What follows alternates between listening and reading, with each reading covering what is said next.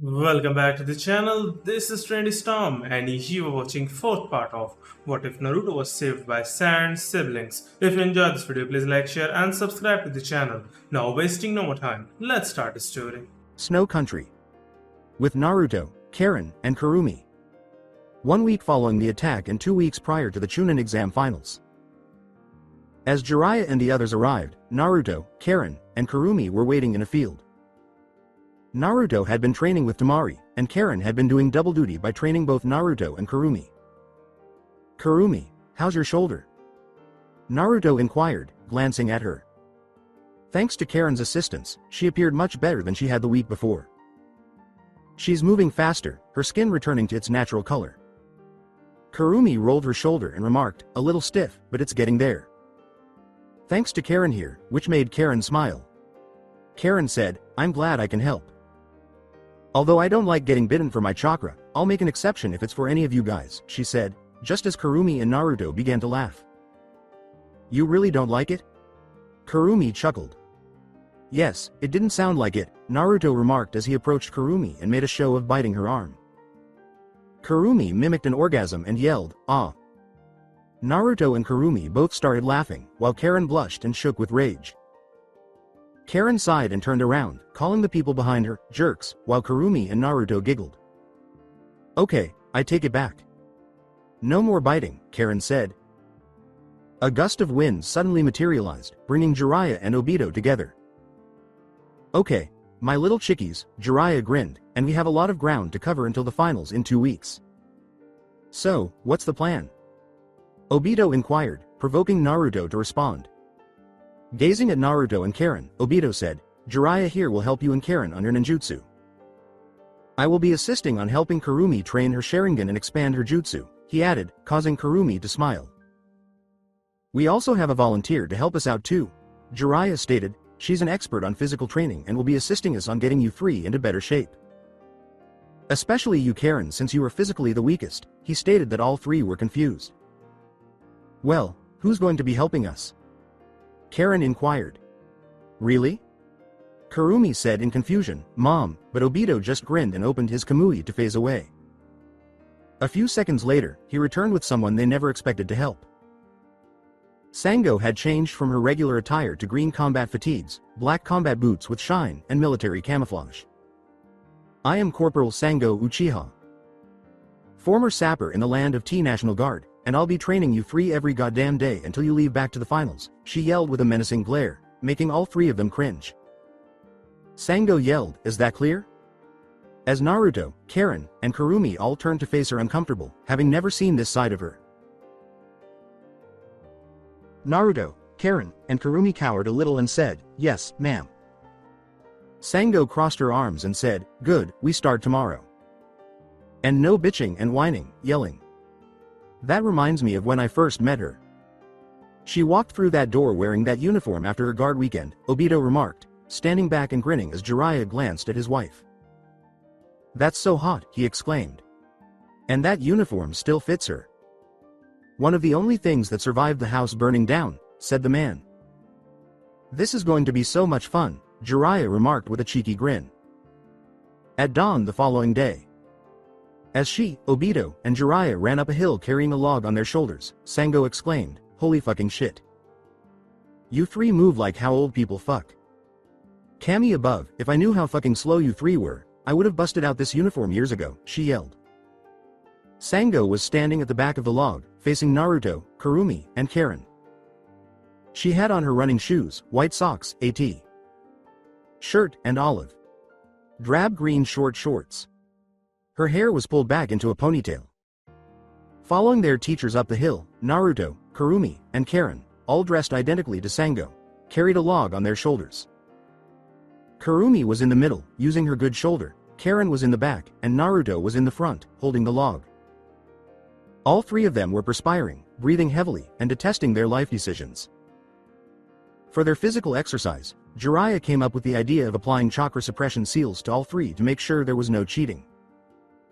As he raced up the hill, Naruto gasped, shit, shit, shit. My heart is going to explode, he exclaimed. Kurumi tried to keep up, but she said, fuck this, this is hard. Karen, who was having the most difficulty thus far, panted from behind, doing this without chakra sucks. I'm not built for this. Why didn't I go intelligence, she moaned. Naruto urged the girls, come on, girls. We gotta do this. No giving up now. The girls followed him up the hill, followed by Sango, Obito, and Jiraiya.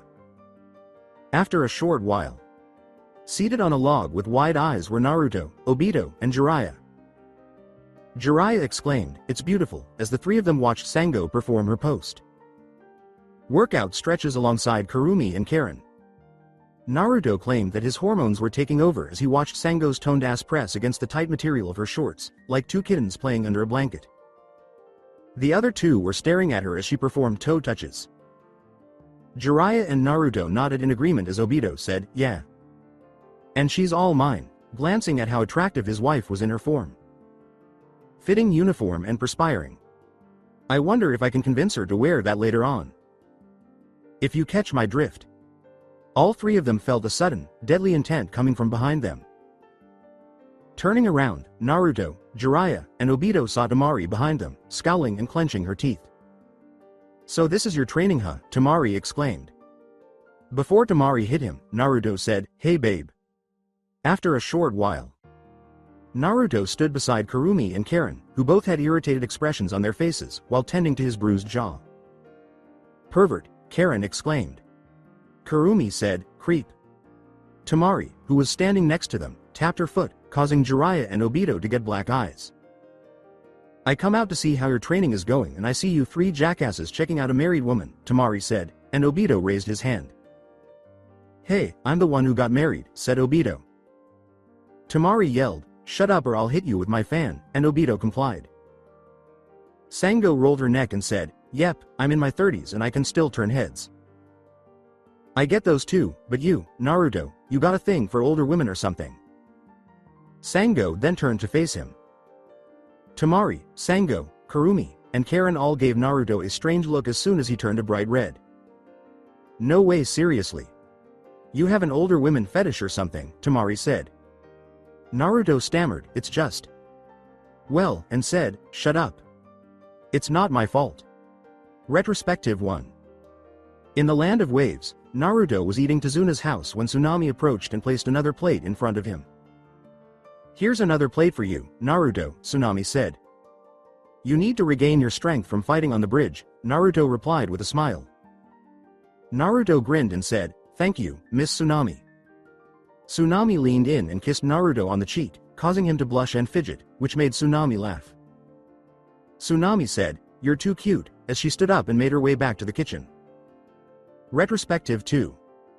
Walking back to the village through the forest after training with Jiraiya, Naruto uttered the words, "Just summon the damn toad, you dunce," mimicking Jiraiya.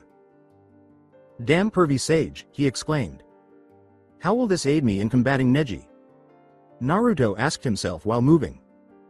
A massive snake suddenly grabbed Naruto as he was passing through a bush and said, "Ha, I got you now, Kur." "Hey, you're not Kurenai." Anko then held Naruto captive on the ground. Naruto exclaimed, "Oh my god, you're the crazy snake lady." After realizing she was the one who had slashed his cheek and licked his blood. Kurenai said, Anko let him go, as she leapt from a tree. "Sorry Naruto." "She's a little off," Kurenai added, giving Anko a tick mark. Anko asked, irritated, "Huh? What's that supposed to mean?"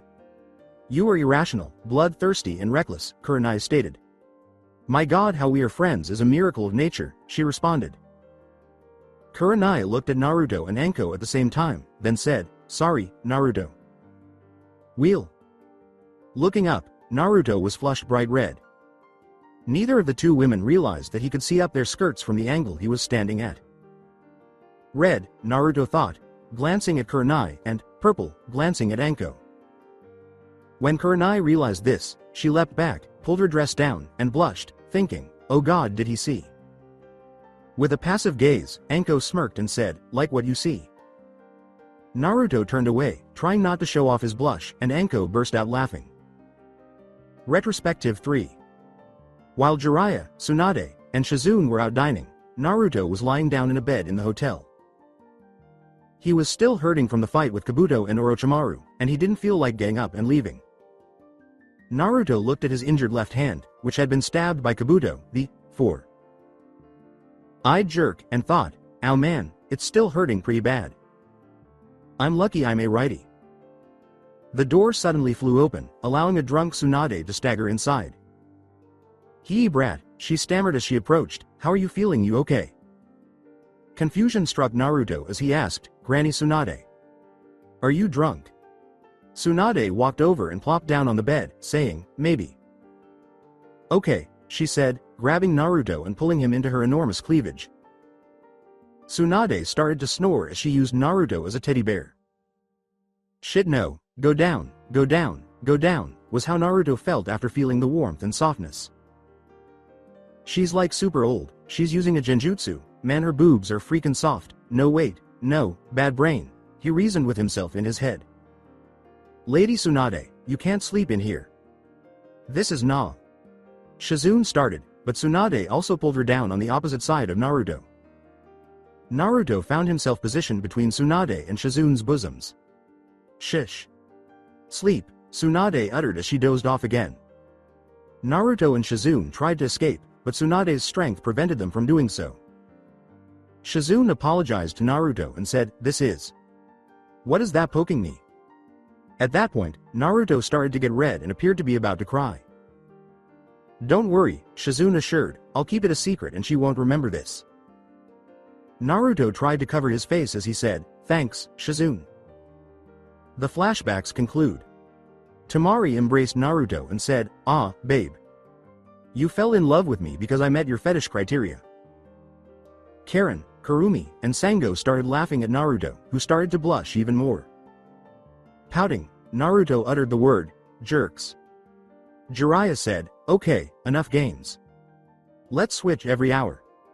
I'll play Naruto with me, Kurumi with Obito and Temari, and Karen with Sango." All three of them nodded. Jiraiya and Naruto together. Jiraiya started, "I know you can't use the Rasengan as much as you want to use it," as Naruto was staring at him, waiting for his command. Jiraiya nodded as Naruto remarked, "I really wish I could. I still use it.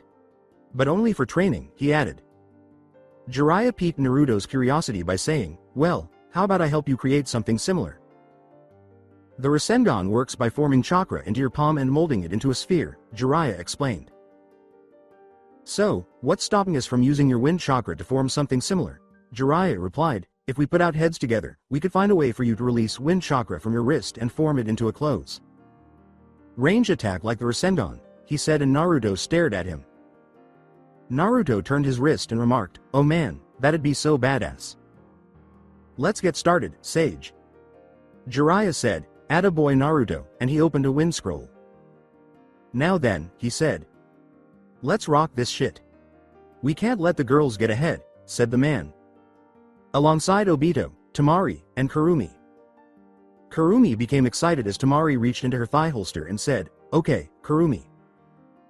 Me and Obito here talked about it and we decided the best thing for you to do is increase the power of your fire-based jutsu." Kurumi said, "So, I'm learning new fire jutsu?" "Nope," Obito replied as Temari threw something at Kurumi, who managed to catch it. Upon closer inspection, Kurumi noticed that it was a tiny fan, much like Naruto's. "We're going to teach you some basic wind jutsu so your fire jutsu can be more powerful," Obito added. "In theory, if we teach you a basic wind jutsu, it could increase the power by 50 to 100%, Temari explained, igniting Kurumi's excitement. Fire and wind combined will increase the size and temperature of the flame. Opening a scroll and removing Kurumi's sword, Obito said, "Along with that we are going to help you get more skilled with that sword of yours." Kurumi opened her fan and exclaimed, "Well, what are we waiting for? Let's get started." Alongside Karen and Sango. Sango said, "Karen, I'm going to be honest with you. Your taijutsu is garbage, but your chains are good." Karen nodded in agreement. Karen never really liked fighting because she was always the one helping Naruto and Kurumi. "So I'm gonna teach you how to fight better," Karen said, turning to face Sango. Karen inquired, "What kind of martial art do you know?" "I have experience with basic locks and knife fighting from my time in the militia," Sango remarked, but my father taught me a special martial art called gouging, which perplexed Karen. Karen said, gouging, and Sango gave a nod. Karen recoiled as Sango described the fighting style as a tough and brutal style of the land of tea, describing gouging out eyeballs, strangling, biting off ears, fingers, and noses, and attacking genitals. It was so brutal that the daimyo outlawed it for dueling due to so many people getting disfigured. But it stayed alive in the countryside for private duels, Sango continued, so I'm going to teach you it, she continued. And how will you accomplish that? Karen questioned tensely. Take off those glasses and wrap them knuckles. You have 1 minute before I come at you, Sango said, hurling bandages at Karen's feet. By us beating the holy fucking fuckity fuck out of each other. Karen removed her spectacles and started wrapping her knuckles, saying, oh man, why me? What did I do? With a time's up gesture, Sango lunged forward and tackled Karen as if she were a quarterback. After 15 days, Koyuki's castle. In front of Koyuki, Temari, Obito, and Sango, Naruto, Kurumi, and Karen were arranged in a room. Koyuki was staring at Karen, who had bruises all over her arms, legs, and exposed skin in general. Koyuki said, Karen. Are you okay? And Karen nodded. Yes, Karen replied with a mischievous smile, I'm a fast healer. I should be good in a few days. Atta girl, a bloody, bruised Sango exclaimed, holding up her knocked out front tooth and wearing a bandage over her left eye. By the way, how much will it cost to get my tooth put back in? Sango asked, holding up her injured eye. Uneasy, Koyuki remarked, I'll handle it. Anyhow, before you three go back to Kiri, I have something to give you. Reaching behind her, Koyuki said, Kurumi. I got you a light chakra armor chest plate. She smiled and gave Kurumi the armor, explaining, it's not super durable like the heavy armor but it'll keep you safer than a flak jacket and not slow you down. Kurumi gave her an embrace and said, wonderful. Thanks, Lady Koyuki. With this, I'm gonna rock, she exclaimed as she turned to leave. Reaching into her pockets, Koyuki said, for Karen. I got you a pair of knuckle dusters for your new fighting style. She then gave Karen the dusters. It's really light, Karen remarked. But very durable. They are made with a special metal that reacts with chakra, Koyuki clarified. You can channel your elemental chakra and make it harder hitting, she continued. The knuckle dusters started to glow when Karen infused them with her earth chakra. Afterwards, some stones from the floor rose up and adhered to the duster's front like metal to a magnet. Wow, these will definitely come in handy, Karen exclaimed. Karen and Koyuki both bowed and said, I thank you for the gifts. A scientist in a lab coat entered the room, pushing a table with 2 cases on top. Since I learned about you living in Suna and learning their ways, I decided to put my scientist into researching what could be a good gift, Koyuki grinned, and for Naruto and Temari. I have something special for the both out you. The scientist pulled out a radio and hit play. I don't own the song, Shansi does. If you want context, look up Boondock Saints 2. Arms dealer scene. He stopped in front of both Naruto and Temari, who examined the cases. I'm sure you'll enjoy it, he said. I don't want to be the one following you around the city. I don't want to be the guy who is left wondering after you denigrate me.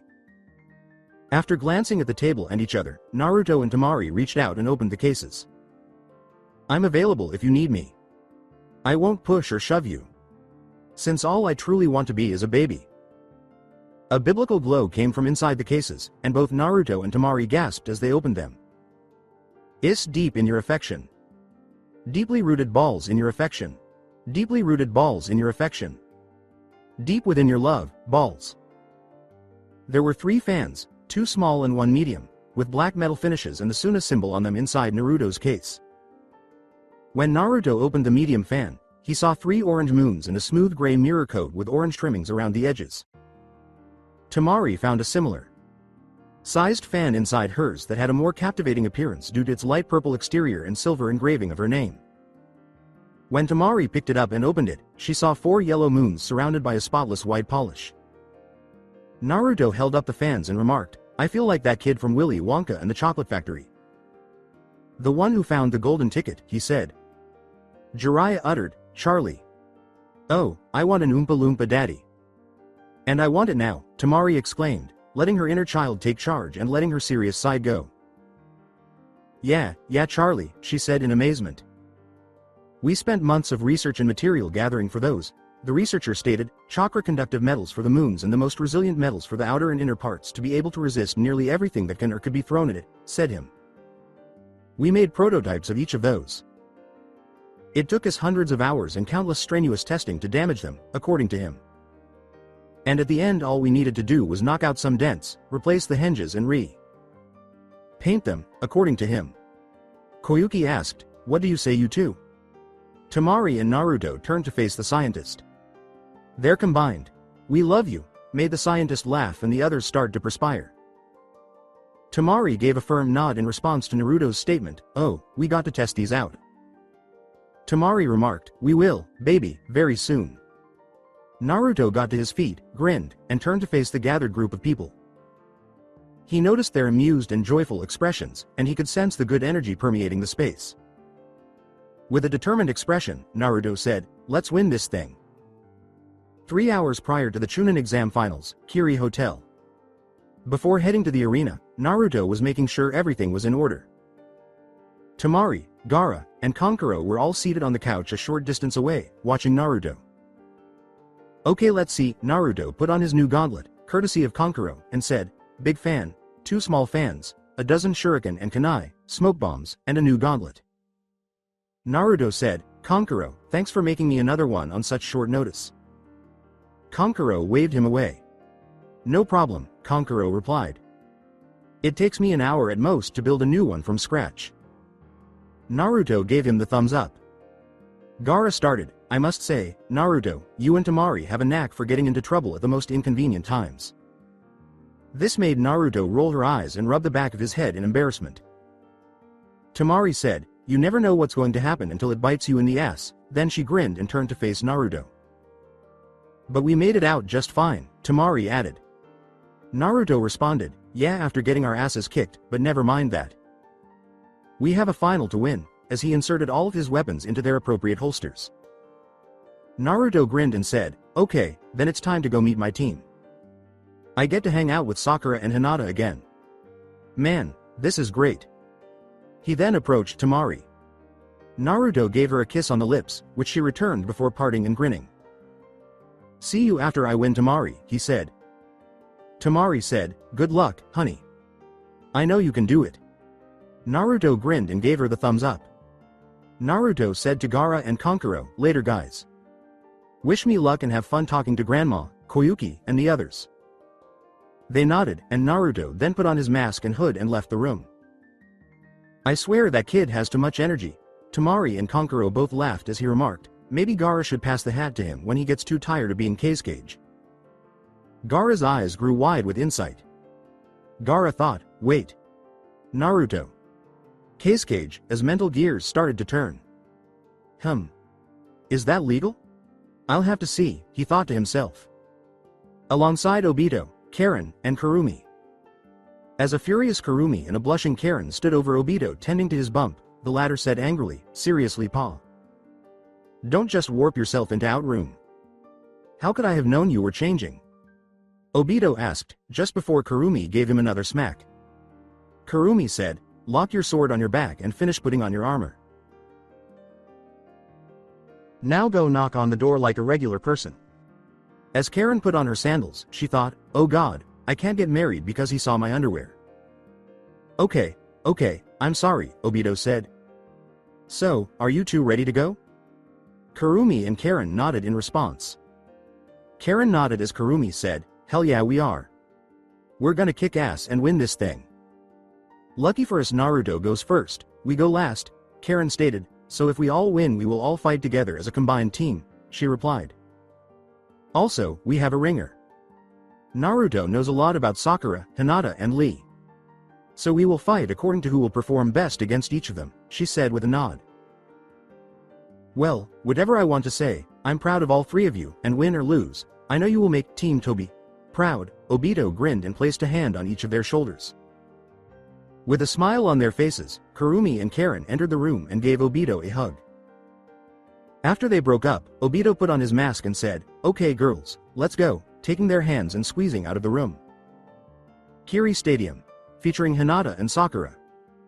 In preparation for their match in 2 hours, Sakura and Hinata were stretching alone in a room. And to the toes 1, 2, 3, Sakura remarked as she and Hinata performed toe touches. And up, Sakura added as she and Hinata stood back up.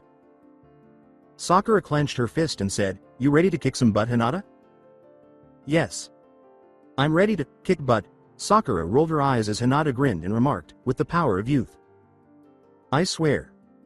You spent way too much time training with Lee," Sakura replied. "Next thing you know you will be wearing his spandex," she replied. Sakura turned to look at Hinata as she giggled. Hinata then opened her jacket to show off a lavender spandex suit Lee had given her. Sakura's mouth dropped when Hinata said, "It's actually quite comfortable.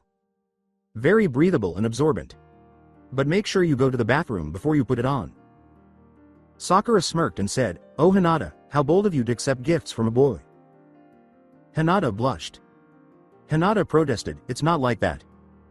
He's just so positive and supportive," as she poked her fingers together. Menma entered as the door suddenly opened. Naruto said, "Hey there, teammates. Are you two lovely ladies ready to rock this thing?" With a positive outlook, Sakura called out to Naruto, "Hey Menma, it's been a while. Anything happened while you were training?" And Naruto winced. Sakura and Hinata both exhaled when Naruto shocked them by saying, Yeah, we got attacked by some rogue ninjas, but he and his team handled it with ease." Sakura said, "Oh, thank goodness. It's a dangerous world out there." Naruto nodded in agreement. Naruto sat down on a bench and said, "Yeah, I'll say. So we are fighting the Kiri team with an Iwa member, right?" They nodded. "Yes," Hinata replied. "Me and Sakura formulated a plan of action." "We were just waiting for you so we can tell you," she replied. Naruto said, "Well, let's hear it then. I swear, I'll give it everything I've got." Sakura nodded. "Okay, here's the strategy," Sakura said. In a different room, Karen, Lee, and Kurumi. Karen and Kurumi were seated at a table, watching in amazement as Lee worked out before the battle. For the previous 5 minutes, Lee had been performing push-ups on his pinkies. 998. 999. 1000. Lee exclaimed as a pool of perspiration appeared beneath him. He leapt to his feet and wiped the perspiration from his brow. "Yes, I finished my warm up and ready to fight," he said. Karen and Kurumi continued to stare at him. Kurumi said, "Pinky push. Ups, wall sit. Ups, and toe squats. How the hell do you do it?" she questioned. With a wink, a smile, and a thumbs up, Lee said, with the power of youth, causing Kurumi and Karen to start perspiring. "That doesn't really explain much," Karen remarked, clearing her throat. "Okay, so we probably formed some sort of plan," Karen continued, nodding to Lee, who then joined her and Kurumi at a table. Karen questioned, "You are a taijutsu specialist, correct?" Lee nodded. "Very well, so it looks like we are well-rounded," Karen remarked. "I'm a medium to short-range fighter while Kurumi is a long to short-range fighter," Karen stated. "I'll provide long-range attacks with my fire jutsu, and once they are weakened, I will engage with my sword," said Kurumi. "I'll fight with my chains mostly but will also engage in taijutsu when necessary," Karen stated. "So when the battle starts, once you use taijutsu almost exclusively, we will follow your lead," she responded. Lee grinned and said, "Very well, Ms. Karen. I will be honored to lead the way in this battle and lead us to victory." His assurance made Kurumi and Karen smile as well. Kurumi remarked, "That's what we wanted to hear." Alongside Koyuki, Mei, Kankuro, and Gaara. Just as the door opened and they all turned, Gaara, Kankuro, Mei, and Koyuki were seated in a VIP box overlooking the arena. Tsunade entered and nodded, Shizune at her side. Tsunade addressed Gaara as Lord Casecage, and she nodded in response. Lady Mizukage, Lady Kazuhana, she addressed Mei and Koyuki separately as she took a seat. Tsunade muttered, "I hear about your sister being attacked, Lord Casecage. I hope she and her boyfriend are okay." Gaara nodded. "They are fine." Tsunade nodded as Gaara stated, "Minor injuries but nothing serious." Tsunade responded, "I'm happy to hear that. I can't wait to see him in action." She was all but referring to Naruto. "Same here," Koyuki replied. He has grown a lot stronger since the last time I witnessed him in battle, she replied. Mei pressed a button on her chair and said, we'll see him soon enough. Ow, hurry the hell up with those refreshments, Mei yelled, making everyone jump. Yes, Lady Mei. Spoiled brat, Ao whispered the final line over the intercom. Mei yelled, what the fuck did you say? Ao said, nothing, my lady, and clicked away. Alongside Temari and Katsu. In a monitor room, Temari and Katsu were examining every screen to make sure the cameras were operating as intended.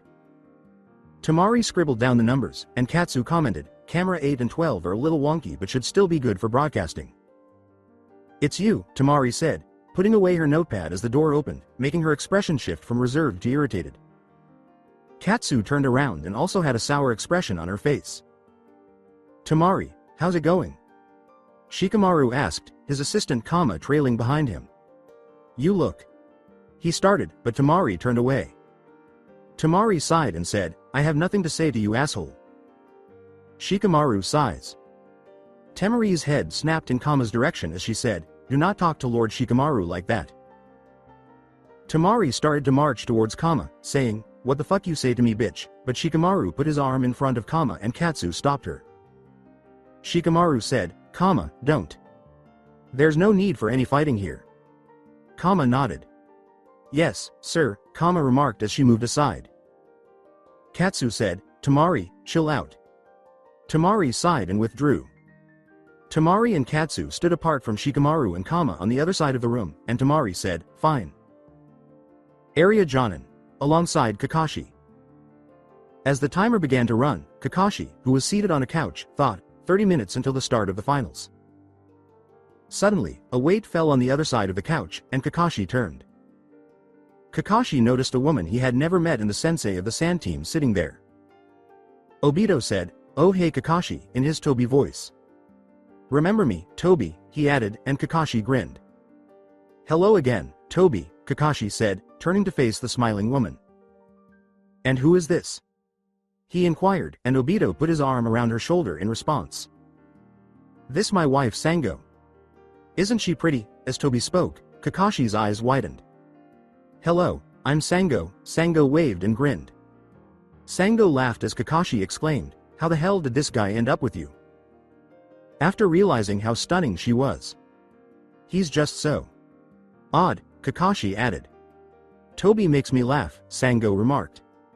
He also has a big cock too, she added, drawing attention from Obito and the other people in the room.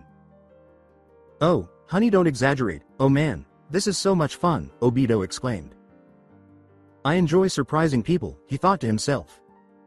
Sango laughed and said, oh my god, look at their faces. Now I know why Obito told me to say out of pocket things. It's so much fun. Who the hell is this guy, I ask you? Strange jutsu, silly attitude, gorgeous wife, such an enigma, Kakashi thought.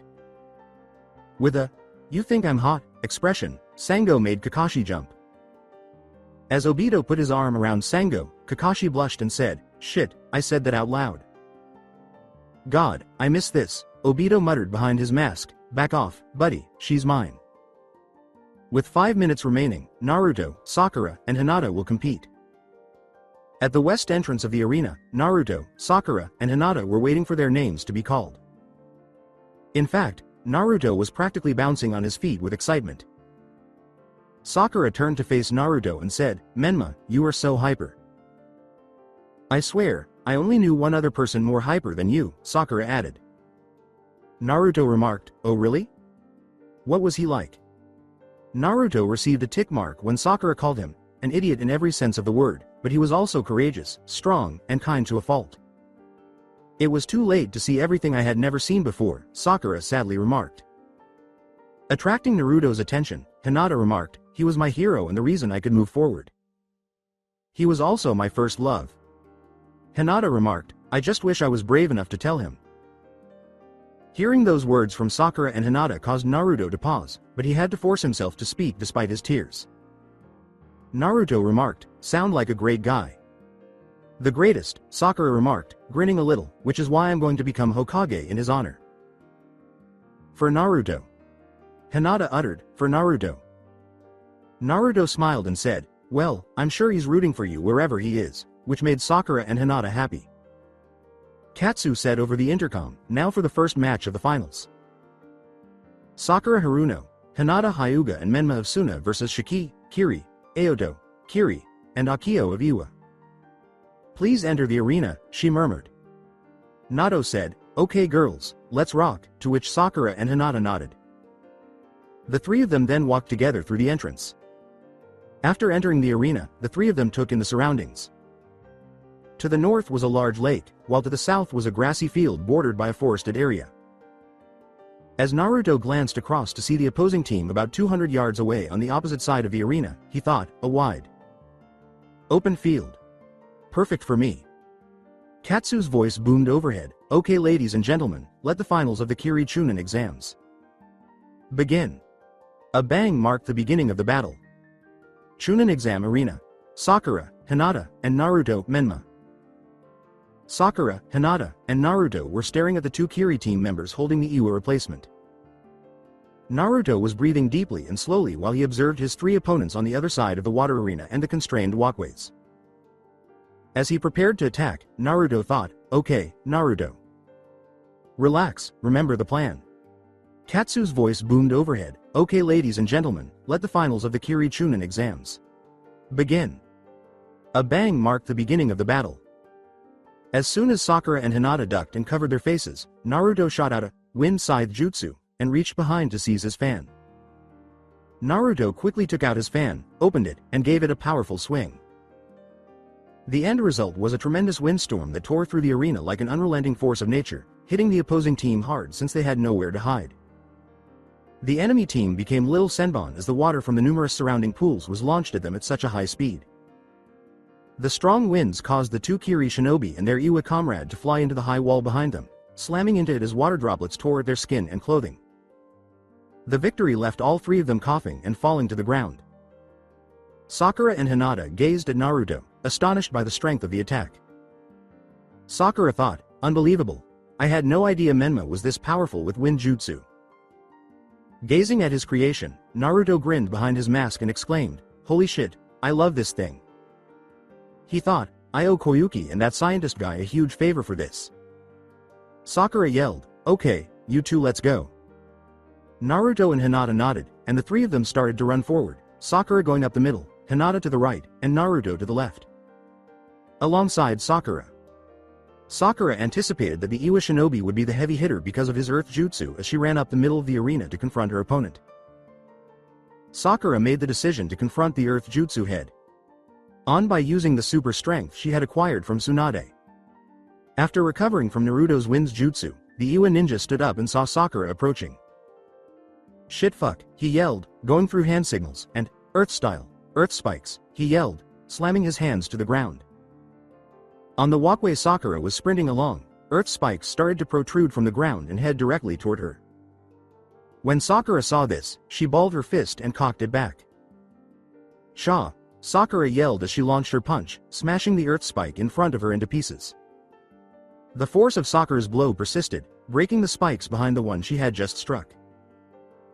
The Iwa ninja started to run across the watery pool towards Sakura, shouting, "Crap!" and, "You're going down, Pinky," as he got closer to her. Sakura grinned and started to sprint across the pool towards the Iwa ninja. Sakura responded with a taunt, "I'd like to see you try." The Iwa ninja and Sakura simultaneously cocked back their fists and delivered punches. The force of their two blows caused their fists to collide and blast the pool's water back. Sakura struggled to block the blow as the Iwa ninja strengthened his blow with earth chakra in his fist. Nevertheless, Sakura persisted in her attack with a kick. Sakura sighed. Step the Iwa ninjas follow. Up punch after she blocked her kick. "I won't lose here," Sakura thought to herself as she leapt back a few feet and glared at the Iwa ninja. Alongside Hinata. With her Byakugan activated, Hinata dashed around the right side of the arena, sprinting in the direction of a Kiri ninja who was charging toward her, his wakizashi shining in the sunlight. As Hinata saw this, she charged her hands with chakra, covering them in two visible layers. As Hinata prepared to face her opponent, she thought, "Here I go." The Kiri ninja slashed at her with his sword, and Hinata raised her defenses. With a loud clang, From the impact, Hinata sent the sword flying, blocking it with her hand coated in chakra. She then struck the Kiri ninja in the middle. After avoiding being struck by Hinata, who was about to rip his shirt, the Kiri ninja fell back, raised his sword, and pulled out multiple kunai and shuriken. The weapons were hurled at Hinata by the Kiri ninja as she assumed a defensive position. After dodging under a kunai and then to the right to avoid a shuriken, Hinata stood up and used her hands coated in chakra to knock the remaining shuriken and kunai out of the air before charging at the Kiri ninja. The Kiri ninja swore as he raised his sword to confront Hinata once more. Hinata braced herself to confront her adversary once more. Alongside Naruto. In the midst of a long range ninjutsu battle with the other Kiri shinobi, Naruto was on the left flank. He ducked down as a water bullet went over his head and then rolled to avoid another water bullet. Regaining his balance, Naruto reached down to grab his two small fans and opened them. As he brought his supporters back, Naruto thought, "You want a ranged battle? Well, I'll give you one, dude." Wind sickle jutsu, he yelled as he started to fire wind blades at the Kiri ninja quickly. The Kiri ninja started dodging the wind blades until one struck his shoulder and sent him flying into the water. Naruto smirked at this and turned to face forward, waiting for his opponent to emerge from the water. But after a short while, Naruto started to worry because his opponent hadn't surfaced. He wasn't hit that. Gah, Naruto started, but he soon stopped yelling after taking 3 shuriken to the back. Naruto then fell into the water. The Kiri ninja emerged drenched from the water from a few pools behind Naruto. While submerged, Naruto pulled out the shuriken and peered around. He noticed that the walkways had 3 holes cut through them, connecting the pools. As Naruto started to swim through a hole to his right, he thought, "That's how he got me. He swam around me. Good thing this jacket is reinforced. I don't think my wounds are that bad." Naruto thought, "Okay, enough teasing. Time for a counterattack," as he dove into a new pool and used chakra to charge his feet. As he waited for Naruto to come out of the water, the Kiri ninja was scanning his surroundings from a walkway when he saw something shoot out of the water to his right. After shooting himself out of the water, Naruto took out and opened his medium-sized fan, putting his smaller fans away. Wind scythe jutsu, Naruto yelled, hurling a wall of wind in the direction of the Kiri ninja, who made hand signals of his own. The Kiri ninja saw the wind jutsu approaching and yelled, "Water style, water wall," as a wall of water appeared in front of him. The water wall held the wind jutsu back for a short while before breaking through and sending him flying back. The Kiri ninja was propelled into the air and had to correct himself, landing 2 pools away. Looking around to get his bearings, he saw Naruto standing right in front of him, his fan folded. As Naruto swung his fan and yelled, "Gotcha jackass," the Kiri ninja was sent skipping across the water before he crashed into a walkway. He gave a disapproving shake of his head, leapt onto the platform, pulled out a kunai, and prepared to battle Naruto. With Koyuki, Mei, Gaara, Tsunade, and quite an interesting plan, Gaara commented. Sakura fighting a heavy hitter, Hinata fighting a close range fighter and Menma fighting a long range fighter, said he. Tsunade nodded as well.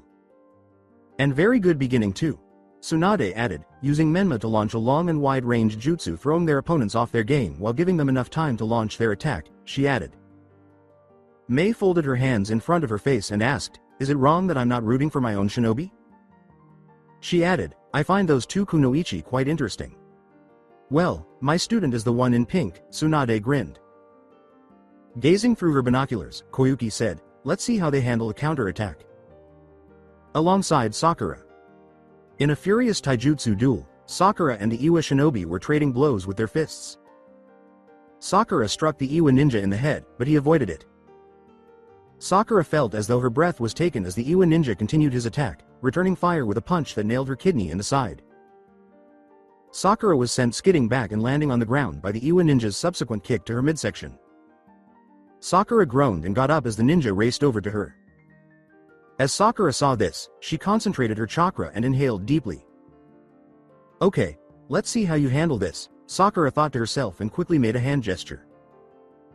"Grit those teeth," was the Iwa ninja's cry as he swung his fist at Sakura's head as he drew closer to the fallen warrior. Sakura transformed into cherry blossom petals as his fist made contact with them, encircling him. At first, he wondered what the hell had happened, but then he understood what had happened: genjutsu. With her fist cocked back, Sakura loomed behind the Iwa ninja, demanding that they not undervalue her as she rammed her fist hard into the Iwa ninja's rear. As a result, the Iwa ninja was launched across the arena, bouncing off the pools multiple times before colliding with the arena wall on the opposite side. The Iwa ninja's body was indented in the stone wall, causing him to fall off unconscious. Sakura cheered and grinned, saying, "Yeah, take." Oh god, that hurt, but she stopped when she felt pain on her side. She said, "This is going to take a minute," as she started to heal herself.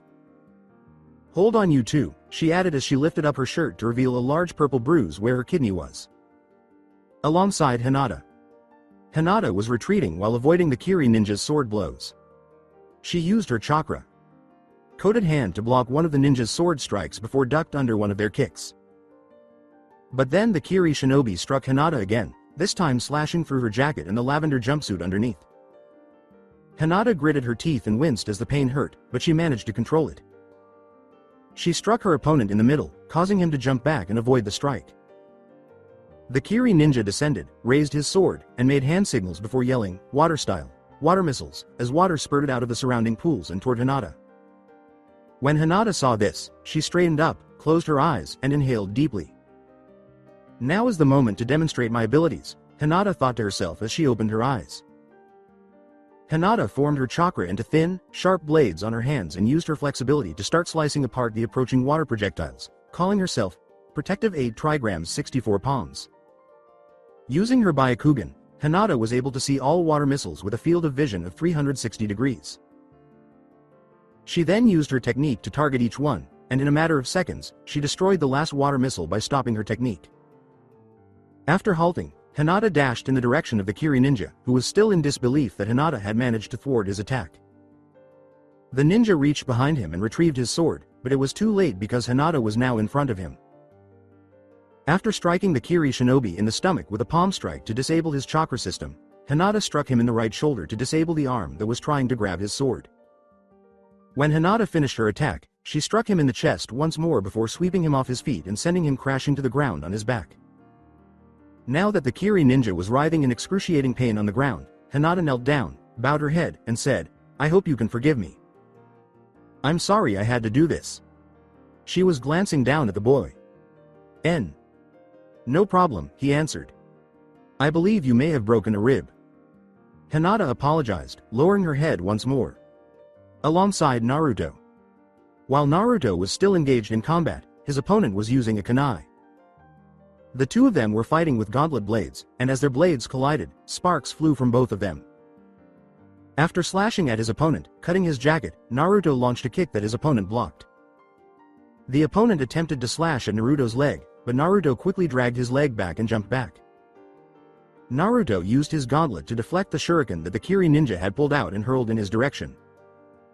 "Water style, Water Dragon Jutsu," was yelled by Naruto as he saw his opponent using hand signs. Behind the Kiri ninja, a sizable water dragon emerged from multiple pools of water. As the dragon approached Naruto, the ninja withdrew his blade and retrieved his medium fan.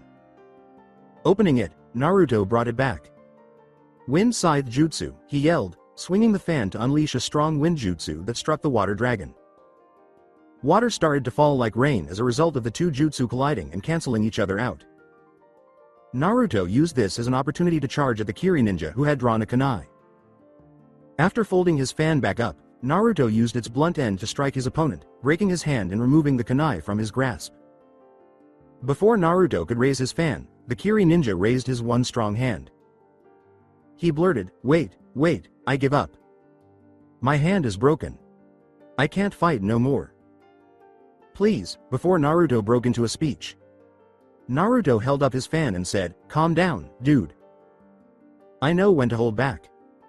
At that moment, the speakers started to speak, and Katsu's voice could be heard. The entire arena erupted in cheers when Katsu announced, "Ladies and gentlemen, the winners of the first round of the finals. Sakura Haruno, Hinata Hyuga, and Menma of Suna." Naruto dashed toward Sakura and Hinata, who were waving to the onlookers from the center of the arena. "Well done, ladies, you really worked hard," Naruto grinned behind his mask. "Manma, thank you. You did great too," Sakura grinned. We performed well, Hinata murmured.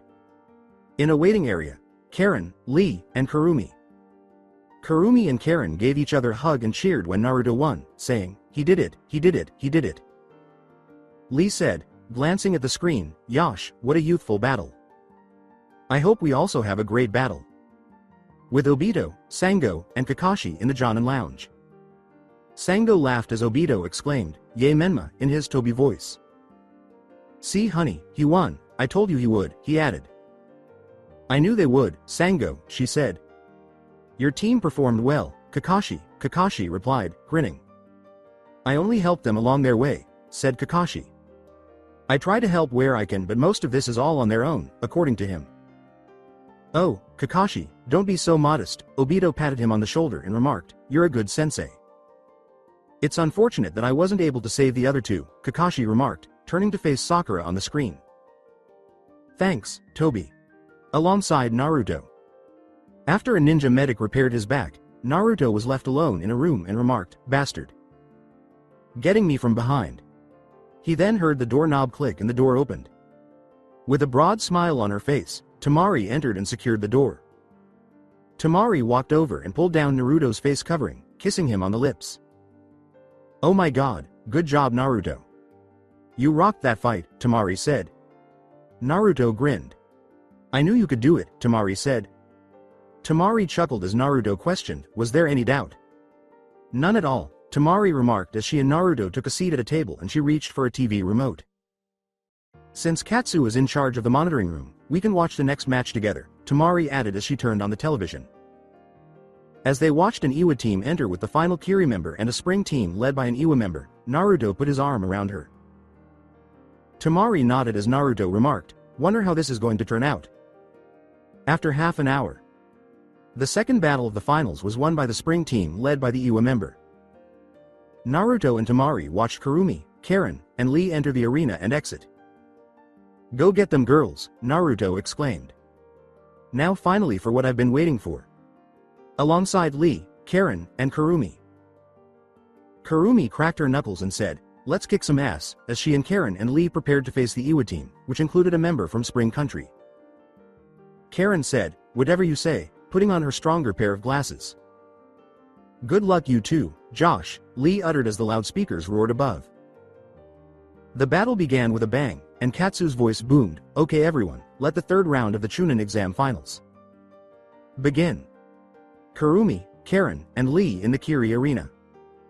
Kurumi was flexing her fingers as she waited for the signal to start, while Karen, Lee, and Kurumi were staring down the Iwa team, which included a spring player. Kurumi looked to her side, thinking, "Okay, you can do this." Lee was grinning eagerly, and Karen was concentrating on her opponent of choice. The battle began with a bang, and Katsu's voice boomed, "Okay everyone, let the third round of the Chunin exam finals begin." Kurumi started using hand signals as soon as the signal went off, saying, "Fire style, Dragon Flame Bomb." Kurumi then launched a medium-strength fire jutsu at the opposing team. She stopped, pulled out her lil fan, and charged her wind chakra, thinking, "Here goes nothing." To bolster her fire jutsu, Kurumi launched a weak wind jutsu towards it. When the two jutsus combined, the result was a massive inferno that was directed towards the opposing team. "Ice style, Ice Glacier," was yelled by the enemy team's spring ninja as he leapt forward and began navigating through hand signals. Kurumi's jutsu collided with the ice jutsu as the water from the pools rose up and solidified into a wall of chakra. Reinforced ice, melting away like the glacier. "Crap," Kurumi exclaimed in exasperation, "Okay you two, let's go in." Lee and Karen nodded, and the three of them dashed forward to face their opponents. Alongside Kurumi. As Kurumi approached her opponent by sprinting along one of the walkways, she noticed the spring shinobi, who was her intended target. Pulling out multiple kunai, Kurumi activated her Sharingan from behind her colored contacts and hurled them towards the spring shinobi. As the kunai got closer, the spring shinobi leapt, and all of the kunai went past him before landing in a pool of water. The spring shinobi then proceeded to follow hand signals before coming to a stop. A dozen ice sparrows emerged from the water, all of them heading in Kurumi's direction as the spring shinobi yelled, "Ice style, ice sparrows." As Kurumi noticed the ice sparrows approaching her, she pulled out her sword and held it tightly. Kurumi started to slash the ice sparrows out of the air with her Sharingan, but she wasn't quick enough, and one struck her in the shoulder. Kurumi felt the shock, but she was shielded from any severe injuries by her chakra armor. When the spring shinobi saw this, he dipped his hands into the water and, as he came up with 2 ice daggers, held one in each hand. When Kurumi saw this, she glared at him while striking her Kenjutsu stance. "I'm not going to lose, Yahir," Kurumi resolutely declared. Alongside Karen. Karen released her chakra chains and attacked the Iwa shinobi she was facing, using hand signals to communicate with her opponent. Earth Style. Earth Scatter Shot, was the cry emitted by the Iwa ninja as he struck the ground. The earth rose up and broke, breaking apart and sending pieces of earth flying towards Karen. As Karen noticed the fragments of earth approaching her, she remembered her chains and started to hit the projectiles out of the air. Iwa ninja ran to the downed Karen in order to remove her, but not before she was struck on the hip by a shard of earth. "Gah crap," Karen yelled as she collapsed to a knee while still holding him. The Iwa ninja charged towards Karen, saying, "You're in for it now, Red." Karen fired her chakra chain at the ninja, but he sidestepped her blow. The Iwa ninja was getting closer and eluding her chains as Karen cursed and attempted to hit him. "Got you now," he yelled, cocking back his fist. The Iwa ninja lunged at Karen, but Karen was prepared and leapt forward, clearing his fist before executing a takedown. Karen used her entire body weight to aim for his knees, even though she was smaller and lighter than the Iwa ninja. The Iwa ninja was knocked down, falling onto his face. "You bye." The Iwa shinobi yelled before Karen, donning her knuckle dusters, struck him across the face, causing him to spit up blood and teeth. After hitting him once more with her knuckle dusters, which caused him to spit up more blood, Karen mounted the Iwa ninja and started punching him quickly. The Iwa ninja struck Karen on the side as she raised her fist once more, injuring him. She was thrown into the water and clutched her side. But she swallowed her sorrow and started to swim away, leaving Karen to swim to another walkway and climb up. When Karen turned around, she saw the Iwa ninja kneeling before smashing the ground with his fists. His hands were completely covered in broken earth as the ground began to encase them. "Okay, girl, you asked for it," he said, getting to his feet and spitting blood out of his mouth. Karen stood up as well, adjusting her knuckle dusters and glasses. "Bring it," she exclaimed, assuming her taijutsu stance. Alongside Lee. Lee yelled, "Hiya," as he kicked his opponent in the stomach. He then kicked his opponent on the side of the head, pulled back his foot, jumped up, and spun around, calling out, "Leaf Hurricane." The Iwa ninja shook his head and started making hand signals after Lee's kick sent him flying and skipping across the water before he landed on a walkway and stood up. "Earth Style. Mudslide," was the Iwa ninja's shout, and he immediately started to shoot mud at Lee out of his mouth. The whole pool between Lee and the Iwa ninja was filled with mud. Lee leapt to his feet as the mud swept over the area he had just been at. When Lee fell, he was prepared to stand on top of the mud by using the water walking technique, but instead he sank calf deep into the mud. When Lee heard someone swishing and looked up, he saw that the Iwa ninja was skating across the mud in his direction. Lee attempted to pull his feet out but was unsuccessful. Lee attempted to sidestep but was hardly able to move. The Iwa ninja managed to approach Lee closely enough to launch an attack. As the Iwa ninja skated past Lee on the mud, he thought, "Hey jackass, can't move in this mud. This is my specialty." Lee took the punch to the face, making his head cock back. But when the Iwa ninja came to a halt, he turned to face Lee, who was removing his leg warmers. "This mud is too thick for me to move in," Lee thought to himself as he exposed his weights. "Maybe if I drop these." After unclicking his weights, which fell off and sank into the mud, Lee started to sprint through the mud at half his maximum speed. "I'm a lot slower, but at least I can move," he grinned. When someone managed to move while using his mud jutsu, the Iwa ninja was astounded. "How the hell can you still move?" he exclaimed, and Lee stopped assuming his taijutsu stance. With the strength of youth, Lee remarked resolutely, "Let's fight now. I don't want to fall behind my temporary comrades." He then charged in the direction of the Iwa ninja. Within the VIP booth, Tsunade, Mei, Gaara, and Koyuki were keeping a close eye on the fighting below. Mei observed Kurumi and remarked that Kurumi girl is using combination jutsu even though wind jutsu isn't her forte. Tsunade laughed as Gaara remarked, and Lee's using his superior physical prowess to overcome his opponent's jutsu. He hasn't changed a bit since we last battled. You of all people should know what he's capable of, Tsunade said as Gaara nodded, but I must say Karen is doing well. She's not a taijutsu specialist boss, she's doing very well, those weapons on her knuckles are quite interesting, she replied. The others nodded as Koyuki explained, a gift from the land of snow, as an apology for her and her team being attacked by those terrorists. Alongside Temari and Naruto.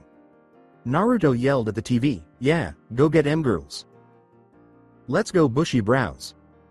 Kick his ass 6 ways to Sunday, he exclaimed. When Temari saw her boyfriend applauding on TV, she rolled her eyes and laughed, thinking, he's such a dork, in a cute way. With Sango and Obito. While pounding back another beer can, Sango exclaimed, yeah, go baby girl. Kick his ass. She finished it and threw it on the ground next to a stack of other beer cans. Hey, bartender. I'll try that orange IPA now, she said, and the bartender nodded. Gazing at her with wide eyes, Kakashi remarked, you are like 13 beers in, to which Sango waved him away. Then, Kakashi turned to face Obito and inquired, is she okay? Sango is fine. She can drink at least 20 beers before she's satisfied, Obito remarked, using his Tobi voice. Isn't that right, my angel? He added, putting his arm around his wife. With a slight slur, Sango said, you betcha honey. Mom of Kami, Kakashi thought to himself in shock. Alongside Kurumi. Kurumi was using her sword to block the 2 ice daggers used by the Spring Ninja, but the Snow Ninja blocked her attempt at a horizontal slash. Kurumi's sword slid to the side as the Snow Ninja twisted his blade, readying himself for attack. Kurumi was not wearing protection when the Snow Ninja slashed at her, cutting her leg where she wasn't shielded and damaging her chest plate. Kurumi flinched from the pain, pulled her leg back, and attempted to hit her opponent with an overhead chop. Kurumi tried to relieve pressure on her leg, but the Spring Ninja jumped away before the blade could make contact. Kurumi staggered. Kurumi glared at her opponent and exclaimed, damn bastard. Okay, buddy, you asked for it, she said, assuming a high. Ready stance. Kurumi thought, come to me and get some. She was not disappointed as the Spring Shinobi charged toward her, both ice daggers at his sides. Kurumi inhaled deeply as she used her Sharingan to track her adversary. Just a little more, she thought to herself as he approached, her sword clenched in anticipation. The Spring Shinobi was now only a few inches away from Kurumi, and she decided to strike, now. Kurumi sidestepped quickly, avoiding a slash from the Spring Shinobi. She spun, raising her sword, and struck the Snow Shinobi quickly in the neck. Kurumi struck the Spring Shinobi on his neck, where his brainstem was located, causing a shockwave to travel through his nervous system. The Spring Shinobi's eyes rolled to the back of his head, and he collapsed to the ground, unconscious. Kurumi said, OSH*T, falling onto her butt and grasping the area where she had been cut. The blade was cold, so why does it burn so bad? She wondered as she pulled out a roll of bandages and started to bandage her wound. Kurumi thought, hopefully, Karen will let me bite her when this is done. Then, she paused and thought, wow, I want to bite my friend. I've never had that thought before. Alongside Karen. After dodging a blow from her opponent, Karen struck her in the stomach, taking the wind out of her. She then kicked her opponent in the ribs, but her leg was quickly grabbed. Karen was about to throw up when the Iwa Ninja grabbed her leg and dragged her in closer. He did this by punching her in the stomach. The Iwa Ninja then put his arms around Karen's waist, pressing her arms against her body as he started to squeeze her hard. Karen struggled against the Iwa Ninja's hold but was unable to escape as she felt the air leave her body and her ribs start to tighten. The Iwa Ninja choked Karen, saying, you better give up girl, or else your world is gonna go dark. FFUCKU, Karen said, straining to sit. She then threw back her head and raised it. Karen used her chin to poke the Iwa Ninja in the eye, causing him to yell and release his grip on her. Karen then collapsed to the ground, gasping for air. When Karen looked up, she saw that her opponent was still getting over her blow, so she took a swing and rushed in, cocking back her fist. Karen followed up with an uppercut that nailed the man under the jaw, causing him to spit up more blood. She had struck him full force in the groin with her knuckle dusters, causing him to cry out in agony and making every man in the audience wince. With one last blow to the side of her opponent's jaw, Karen dislocated it and caused it to cock to the side. Her opponent collapsed to the ground, unconscious, and Karen was gasping for air. Karen winced at her injuries and exclaimed, "Holy shit," as she fell onto her butt. "Oh my goodness, I hope we get to heal after the game," Karen exclaimed, pulling out her first aid kit. Alongside Lee. Although Lee felt as though he was running through frozen peanut butter, he kept his leg moving as he dove through the mud to avoid his Iwa opponent's blows. Lee prepared to defend himself when he noticed his opponent approaching from the side. The Iwa shinobi skated in Lee's direction, leaping up and kicking him. Lee brought up his arm and used his forearm to block the kick. Unfazed by the abortive assault, the Iwa ninja gestured with one hand, but Lee was unprepared for it when the muck from his feet started to creep up his body. As the mud started to cover Lee, the Iwa ninja sprang away and the mud soon reached his thighs. When the mud reached Lee's stomach, the Iwa ninja grinned. "Lee, you're going to drown, so you better give up, buddy," the Iwa ninja uttered before realizing that Lee had crossed his arms. As his muscles started to bulge, Lee exclaimed, "First gate, gate of opening, open. Second gate, gate of healing, open." He then swung both of his arms to his sides. With a sudden burst of speed, Lee kicked the Iwa ninja under the chin, sending him flying, and the mud around him was thrown back, shocking the ninja. Lee then leapt up and moved behind the Iwa ninja, drawing him closer to him as his arms were wrapped around him by the bandages Lee had started to wrap around him. As they quickly descended, Lee swung around and pointed toward the ground. "Forward, Lotus," he yelled as they got closer to the ground. The Iwa ninja crashed headfirst into the dense mud, and Lee leapt off as he saw the ninja fall onto his back and start to roll around. Lee landed on a nearby walkway. "Ow my neck," moaned the ninja from Iwa. Just as Lee was saying, "You are lucky I aimed for the mud. Otherwise, that would have been a lot worse," his inner gates closed and he started to feel his muscles ache. "I guess I went a little overboard," he said, starting to walk away stiffly. "That brings an end to our third match," Katsu bellowed over the speakers. "We've got the winners of the third match, Rock Lee of Konoha, Karen, and Kurumi of Suna." As Lee, Kurumi, and Karen started to leave the arena, the entire stadium erupted in applause. "Hold up," Katsu called, stopping Kurumi and the others. "I just got word from the spring team that they forfeit due to their teammate being wounded. So, the next round will be Team Kakashi of Konoha versus Team Tobi of Suna," she said. After 15 minutes, alongside Obito, Temari, Kurumi, Karen, and Naruto. Karen let out a seductive, "Ah," as Kurumi bit her shoulder. Naruto said, "I'm not going to lie, Karen. When you do that, it sounds really sexy." Karen looked disgusted and turned to Temari for support. But Temari's eyes had averted from Karen's. Temari remarked, "Well, it's kind of cute," which made Karen flush. Karen called Kurumi, "Jerks," as he released his grip. Kurumi exclaimed, "Oh man, thanks Karen. My leg wound is all healed up now." Looking at his two students and his daughter, Obito said, "Okay you three, you have about 45 minutes to come up with a plan. So Naruto, what do you recommend?" he asked, turning to face Naruto. Rubbing his chin, Naruto hemmed for a few seconds before saying, "I say. Me versus Lee, Karen versus Hinata and Kurumi versus Sakura. Kurumi can counter Sakura's genjutsu and can handle her in taijutsu," Naruto stated. "Karen can handle Hinata since Hinata is a close range fighter. So, using your chains will give you an advantage," Naruto continued. "Lee is going to be the hardest due to his use of the 8 gates and his speed. So if I use both taijutsu and wind jutsu, I stand a chance," he stated. Temari took a seat back and started talking. Temari asked Naruto, from seeing what they could do, "What do you think are your chances? What do you say is your chance of winning?" Temari asked. With a shrug, Naruto remarked, "I say 50. 50, but hey, I've worked with worse odds and won with less," to Temari's amusement. "Yeah, I know," Temari replied. "I remember your fight with Kiba during the Chunin exams. Winning by farting in his face, it was pretty funny," she replied.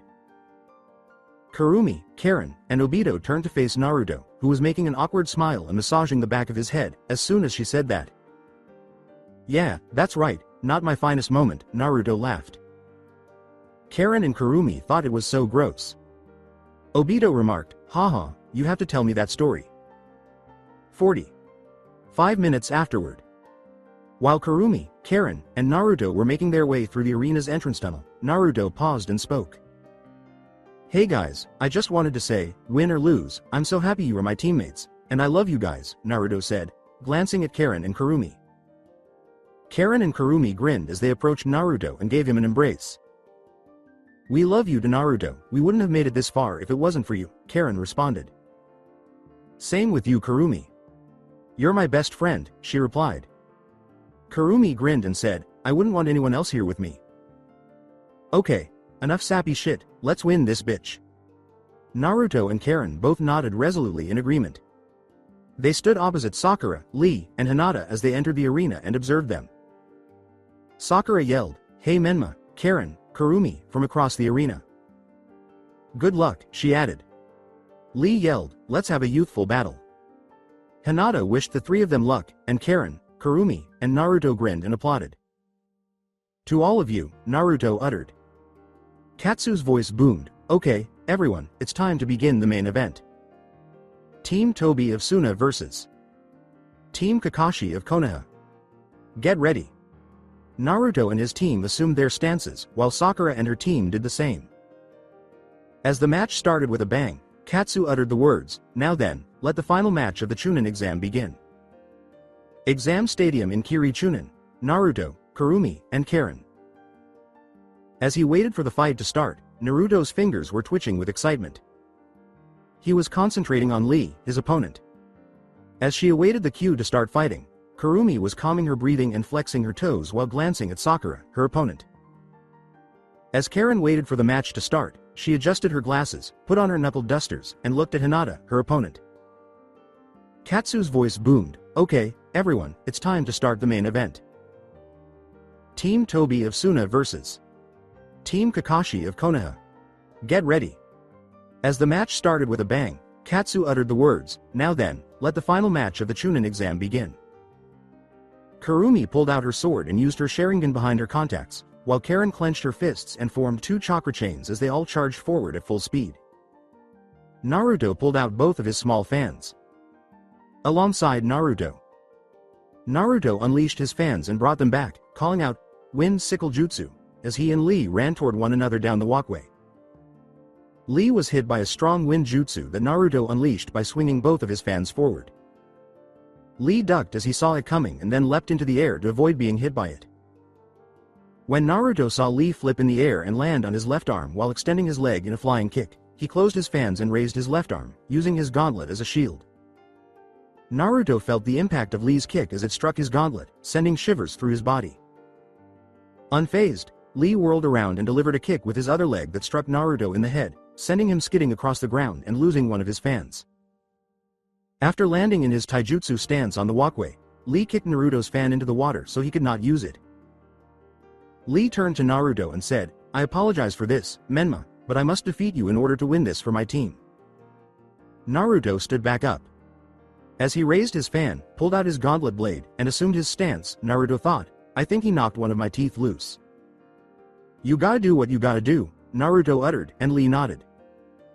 Lee said, I see using a weapon, as he dug into his leg warmers and produced 4-1 foot long metal pipes. He then rapidly assembled the pipes to form a 4-foot long bow staff, adding, I will as well, let us begin. Naruto lunged forward, slashing at Lee with his gauntlet blade. Lee raised his staff to block the blow, giving Naruto the chance to use his free hand to punch Lee in the ribs. Despite feeling the blow, Lee remained unflinching and used his staff to strike Naruto's hand, swatting it away. Lee then used his staff to attack Naruto quickly, aiming for his head and legs. Naruto dodged one blow and used his gauntlet to block another, rolling back as Lee landed and slammed his foot where Naruto was standing. Rolling to a halt, Naruto grinned behind his face coverings. Even so, I gotta win this thing, he thought to himself as he prepared, bushy brows, you really are something else. Alongside Kurumi, Sakura parried Kurumi's sword blow and ducked beneath the blow, countering with a blow to Kurumi's stomach. Kurumi saw this coming and spun around so that Sakura was now on her side. Sakura was kicked in the ribs by Kurumi, which sent her flying into the pool beside them. Sakura used the walk on water technique to land on top of the pool while Kurumi started to use hand signs. Kurumi used the fire jutsu technique, fire style, dragon flame bomb, on Sakura, who started using hand signals as well. Water style, water wall. In order to defend herself from Kurumi's jutsu, Sakura built a wall of water. When Kurumi's fire jutsu struck Sakura's water wall, a cloud of steam was produced. Sakura burst out of the cloud first, her fist cocked back, just as Kurumi was about to charge in and use the steam as cover. Sakura let out a booming "cha" as Kurumi raised her defenses. Kurumi's sword was swatted out of her hands and launched across the arena. Kurumi yelled, "My sword," but then she realized where it was going and exclaimed, "Oh shit." Cage stand. With a "oh shit" cry, Mei and the others saw Kurumi's sword approaching them. Quickly thinking, Gaara raised his sand to block it. Kurumi's sword thudded against the sand before slicing through. The hilt broke off, but the blade continued through. Koyuki thought to herself, "Oh no," as she watched in slow motion as the blade approached and stopped just inches from her chest. With a sudden burst of speed, Tsunade caught the blade with her bleeding left hand. "That was close," Tsunade exclaimed, to everyone's relief. She then cocked her head towards the arena and roared, "You idiots." Returning to Kurumi. Sakura and Kurumi were now shivering from Tsunade's booming voice. "Oh my," thought Kurumi. "Up," Sakura thought to herself, "I just know that Lady Tsunade is going to punish me later." Sakura looked at Kurumi and thought, "No time for that now." Sakura returned to her taijutsu stance as Kurumi turned to face her. "Well, looks like I'm doing this the old-fashioned way," Kurumi remarked, "Bring it on, Pinky." "Okay, then," Sakura hurried over to Kurumi, saying, "Don't cry now." Alongside Karen. Karen threw one of her chakra chains at Hinata, who dodged the blow. She then sent her second chain at Hinata, who leapt and flipped in the air, the chain passing beneath her without harming her. As Karen attempted to strike Hinata with an attack, she cursed, "Crap," and thought to herself, "Hold still, will you?" However, Hinata was able to deflect Karen's blows with relative ease thanks to her agility and Byakugan. As Hinata maneuvered around Karen's attacks, she thought to herself, "I got this, it got this." She brought back her right hand and unleashed a concentrated burst of air, 8 trigrams vacuum palm, towards Karen. As soon as Karen used her chains to anchor herself to the ground after being struck by the vacuum palm and launched flying back, Hinata approached her. Karen then pulled herself back down to the ground. As Hinata approached Karen, she assumed her taijutsu stance. Hinata struck Karen in the palm of her hand, causing her to sidestep. Karen then punched Hinata in the ribs, causing Hinata to gasp for air. Karen's knuckle dusters enhanced her punching force, and judging by Hinata's expression, it hurt. Karen then threw a haymaker in Hinata's direction, but she tipped her head back, allowing the blow to miss. After grabbing Karen's arm and throwing her onto her back with a judo throw, Hinata caused Karen to fall hard to the ground, but she managed to fight back. After encircling Hinata's ankle with her chains, Karen lifted her off her feet, hopped on top of her, and grabbed her by the neck. In an attempt to knock Hinata unconscious, Karen started to choke her. However, Hinata started to struggle. In a last-ditch effort, Hinata struck Karen's elbows, causing them to buckle. She then performed a move that Lee had taught her. After grabbing Karen by the collar and yanking her down, Hinata head-butted Karen in the face, breaking her glasses and causing her nose to erupt in a stream of blood. Hinata lifted her legs, placed them on top of Karen's chest, and then used them to push her away. Karen was rolling on the floor, holding her nose, and Hinata was coughing and holding her throat. Hinata stood up and proclaimed, "I cough will cough, not lose." "Anything," Karen said, wiping the blood from her nose. "Let's get back to it," she added, raising both of her fists. Alongside Temari and Katsu. Temari and Katsu were in the monitor room holding hands and watching the fights. They were both nervous and excited because it seemed like Sakura, Lee, and Hinata were having a difficult time defeating Naruto, Kurumi, and Karen. Katsu squeezed Temari's hand and said, "I'm so nervous." "All three of them are taking one hell of a beating." Temari nodded. Temari told Katsu, "They can do this." "I know they can, but she would prefer that they not push it too far." Alongside Naruto. Lee continued to attack Naruto after striking him in the ribs with his bow staff, causing him to gasp for air. Lee then kicked Naruto in the head, sending him hurtling toward the water. Lee approached Naruto as he flipped and landed atop the water. As he charged towards Naruto, Lee tightened his grip on his staff and swung it at his head, but Naruto dodged and launched an attack. With his gauntlet, Naruto struck Lee on the leg, causing him to flinch and stagger backward. Lee then turned to examine his wound. The main thing was that Lee would be significantly slower as a result of the cut just above his right knee. He aimed for my leg intentionally, he thought to himself, a good strategy for when you were fighting a faster opponent. The cut was bleeding, but not badly. As he prepared to strike, Naruto thought, okay, cool, that should slow him down. Time to end this before it gets any worse, he reasoned. Naruto charged at Lee, who was now on the defensive. With a loud clang, Naruto slashed at Lee, who deflected the attack with his staff. After swatting away Naruto's hand with his bow staff and twisting it, Lee gave him a heart attack by thrusting the staff into his stomach. He then pulled the staff back and swung it at Naruto. When Naruto noticed the bow staff approaching, he prepared to defend himself by charging the wind chakra in his gauntlet blade. Naruto surprised Lee by slashing at the staff as it drew closer, splitting it in half.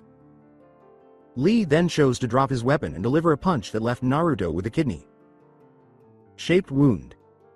Lee jumped back to avoid the blow from Naruto's gauntlet, but he still managed to contain his pain as he unleashed his wind sickle jutsu, a wind jutsu that struck Lee squarely and brought his guard down. Before Lee could even raise his defenses, Naruto lunged towards him and reached into his pouch. Something struck Lee's right shoulder, causing a wave of numbness to travel through his body. A syringe lodged in Lee's shoulder, causing him to stagger backward as his world shook. Naruto reassured Lee, "Don't worry, it's not poison." Naruto then grabbed Lee and led him to the platform, explaining that the horse tranquilizer would only put him to sleep and possibly cause a strange dream. "Trust me, I know." Lee started to slack off as his eyes started to flicker. Naruto laid Lee down on the walkway and gave him a nod, saying, "You did good, Bushi." Before Lee could finish, Lee accidentally punched him in the face. "Gah, damn it," Naruto exclaimed, grabbing his bleeding nose from behind his face coverings. Naruto moaned, "Ow man," even unconscious his attacks hurt. Alongside Kurumi. Even though Kurumi was using her Sharingan, Sakura was giving her the boot when she dove under another of her punches, causing her vision to become blurry. Kurumi staggered back a few feet after Sakura kicked her in the chest. Sakura used this opportunity to use hand gestures to execute a genjutsu on Kurumi. Internal inversion, Sakura reasoned as the genjutsu she cast would cause Kurumi to lose her equilibrium. Sakura then charged toward Kurumi, prepared to kill her. Unbeknownst to Sakura, Kurumi's Sharingan had already broken the genjutsu and she saw Sakura approaching. Sakura surprised Kurumi by punching her, but Kurumi dodged and gave Sakura a sweeping kick that knocked her off her feet. Sakura coughed up some blood after Kurumi delivered an axe kick to her stomach. Sakura grabbed her foot and gripped it tightly, but Kurumi just grinned. Sakura quickly swung Kurumi face first into the pool next to her while she was still on the ground. Kurumi felt as though she had been slacked with a slab of concrete as she hit the water. Kurumi swam to the walkway and ascended. As she stood, she started to cough up water. Kurumi thought, "Shit," as she stood up and turned to face Sakura, who had resumed her taijutsu stance. "I can't give up now," Kurumi thought to herself. Alongside Karen. Karen threw a punch at Hinata, but she blocked it and struck back with a blow of her own. Karen raised her arm to block the blow. Karen stumbled back a few feet after Hinata kicked her in the chest. Karen was ready for Hinata's attack. Karen threw her chains at Hinata, but she dodged them by jumping back and forth. Karen cursed herself for not being able to hit even one blow with her chains. Karen, though, made the decision to take a step that she had never taken before. One of Karen's chains was extended, and she brought the other back to knee level. Karen then threw both of her chains at Hinata, the one she extended reaching as high as a clothesline. When Hinata noticed this and her Byakugan approaching, she steadied the chains and timed her jump so that the lower chain cut her pant leg and the upper chain cut the back of her jacket. Hinata leapt almost horizontally with the ground. When Karen realized this, she charged in, clenching her fist around her knuckle duster. Hinata saw this, but was unable to block as Karen punched her in the ribs. Karen threw Hinata into the water, where she jumped and stood, waiting for her to rise again. A few seconds later, Hinata rose again, charging her hands with chakra. As the chakra grew around Hinata's hands and took the form of two lion heads, or twin lion fists, she thought, I have to do this. As water from the pool started to rise up and form around her hands, Karen saw this through her broken glass and charged her knuckle dusters with chakra. Let's end this, she thought to herself. Karen and Hinata charged at each other at full speed, cocking back their hands. When their right fists collided, the impact of their combined jutsu sent a shockwave that caused water to shoot out of both of them. Sensing the blow, Karen and Hinata both lifted their left fists and launched a simultaneous attack. As Karen struck Hinata in the face and cocked her head to the side, the two girls fell into the water, having taken each other out. Karen struck Hinata in the chest, causing her to cough up blood. As Karen started to sink, she thought, shit. I can't move. She turned to look at her side and saw someone grabbing an unconscious Hinata. Hinata was grabbed by Akiri Anbu hiding in the water for just such an occasion, and he placed a breathing apparatus on her. Karen felt a hand seize her and saw the mask of Akiri Anbu. Karen's world started to get darker as soon as the Anbu covered her with a mask. As she passed out, Karen thought, Naruto. Kurumi. Good luck. Alongside Naruto. Karen, Hinata, Naruto exclaimed as she peered into the pool. She saw two Kiri Anbu seize Karen and Hinata and apply breathing apparatuses to them. Nice work, girls, he exclaimed, turning around to dash to the scene of Kurumi's fight. Thinking, is Kurumi done yet? Naruto dashed across the arena and came to a stop. Sakura saw that Kurumi was unconscious on the ground and checked her pulse. She's fine, just knocked out, Sakura said, rubbing her jaw. She hits hard. But not as hard as I can, Sakura added, walking over to a nearby pool. As they stood across from one another, Naruto noticed this and followed her onto the pool. Looks like it's just you and me, he remarked, drawing his gauntlet blade. Sakura said, drawing out a kunai and striking a stance, it seems that way. What do you say, Menma? Naruto nodded. Let's make this a battle to remember, Sakura said. Naruto exclaimed, you're on, and, let's finish this thing. Exam Stadium Kiri Chunin. Naruto with Kiri. As they stood across from one another in the water pool, Naruto was staring down Sakura, his former teammate. Sakura was breathing heavily, as was to be expected. Sakura was shaking and had several cuts and bruises all over her body. Kurumi might not have won, but at least she forced Sakura to expend half of her chakra and increased her level of exhaustion. While Sakura was observing Menma and attempting to analyze him, Menma shifted his weight to his left side, indicating that either his right ribs were broken or bruised. In addition, she noticed that one of his tiny fans was missing and that his shuriken and kunai pouches were almost completely depleted. The audience was left in suspense as they both seemed to be staring at each other for an eternity. Alongside Temari and Katsu. While watching Naruto and Sakura stare each other down and chewing on her nails, Katsu kept saying, holy shit, holy shit, holy shit.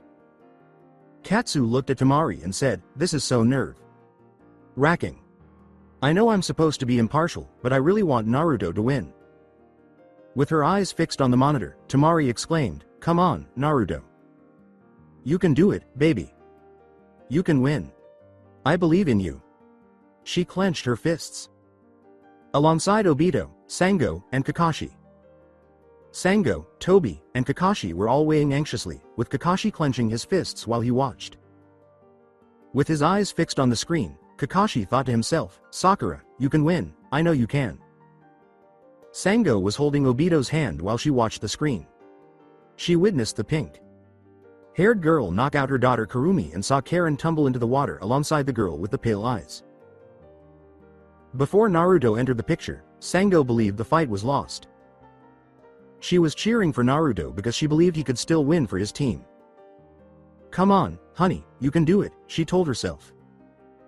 As he awaited the start of the fight, Obito watched Naruto in silence, thinking, you got this.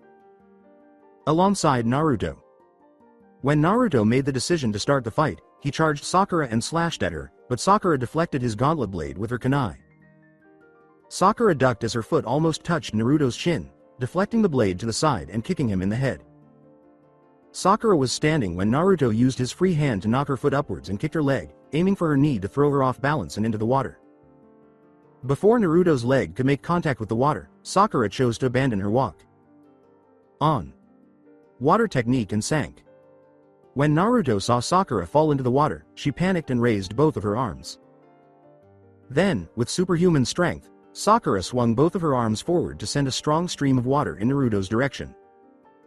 When Naruto saw this, he pulled out his fan and used it as a shield as the water hit him, propelling him into the air. After effectively defending himself from Sakura's attack, Naruto managed to get airborne. Raising his fan, he yelled, "Wind Sight the Jutsu," and launched a powerful attack towards Sakura. Now at the bottom of the pool, Sakura used hand gestures to get her attention before slamming her hands against the bottom of the Earth Dome, a concrete dome that covered her as the wind jutsu struck the pool.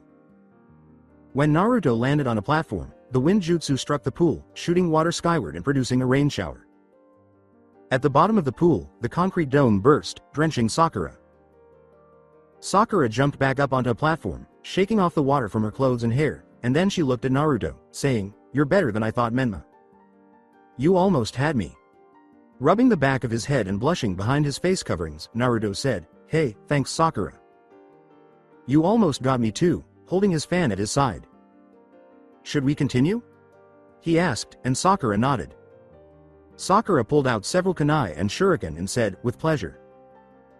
Along with Mei, Tsunade, Gaara, and Koyuki. Tsunade and the other Kage were observing Naruto and Sakura with admiration, as they employed various techniques and jutsu moves to counter one another. Mei expressed her admiration, saying, "Amazing. They are both countering each other using unorthodox tactics." Sakura purposely went underwater to avoid being hit and then used her strength to launch the water towards Naruto, she stated. Mei reasoned that by using her strength rather than a jutsu, she was able to save time and chakra. Naruto also has improved as well, Tsunade stated. Since he can no longer use the shadow clone jutsu, he has to improvise and adapt to the situation. She was impressed. The others nodded as Koyuki remarked, "I don't know about you three, but I say regardless of who wins, Naruto, Sakura, and their teams should be promoted." "Even so, this is a power struggle," Gaara remarked, turning to face them all.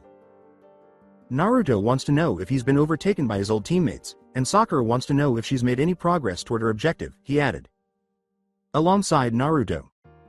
When they were halfway to Naruto, Sakura threw her kunai and shuriken at him, and as he swung his fan, a strong gust of wind hit the kunai.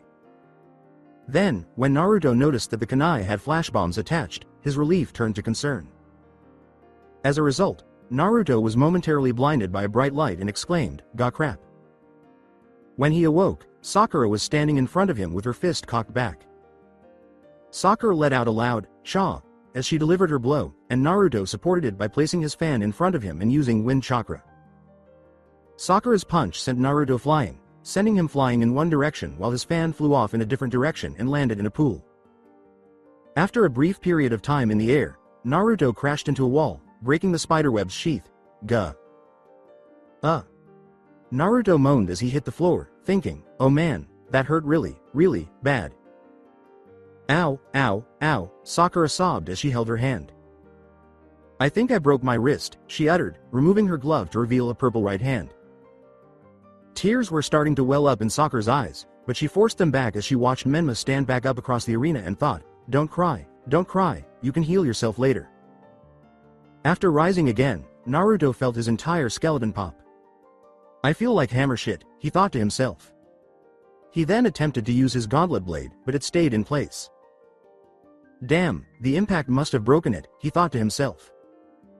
"Now is the moment to adapt," Naruto thought to himself. As a wind dome encircled his hand, he started to charge his gauntlet with wind chakra. As soon as Sakura saw this, she prepared her one good hand and watched as Raitenkan started to crackle with lightning. Sakura glared at Menma and made her plan, thinking, "Looks like I'll have to time this just right, since wind jutsu will cancel out my lightning." After exchanging brief glares, Naruto and Sakura charged at one another, drawing closer and cocking back their fists in the process. Naruto's perspective. When Naruto launched his blow towards Sakura's head, it struck, causing her head to sway to one side. Sakura's perspective. Sakura struck Menma in the chest with a punch. When her lightning-covered fist made contact with Naruto's skin, it started to burn his clothes. Typical point of view. After flying back onto the walkway, Sakura and Naruto both skidded on the ground before coming to a stop. They both lay there for a short while before attempting to stand up. "Come on, Sakura, get up," she thought to herself as she struggled to stand. When Naruto attempted to stand again, he told himself, "I won't lose." With great difficulty, Naruto and Sakura rose to their feet, and the entire stadium gasped in shock as they saw each other stand back up. With her legs giving out, Sakura collapsed to the ground, barely managing to hold her head up. "I can't," she thought to herself. "We have out winner," Katsu exclaimed excitedly, Menma of Suna. Team Tobi wins, and the stadium erupted in cheers. Naruto grinned and glanced around, saying, I won," just before he began to stumble and fall backward. "Oh shit," he exclaimed, before he passed out.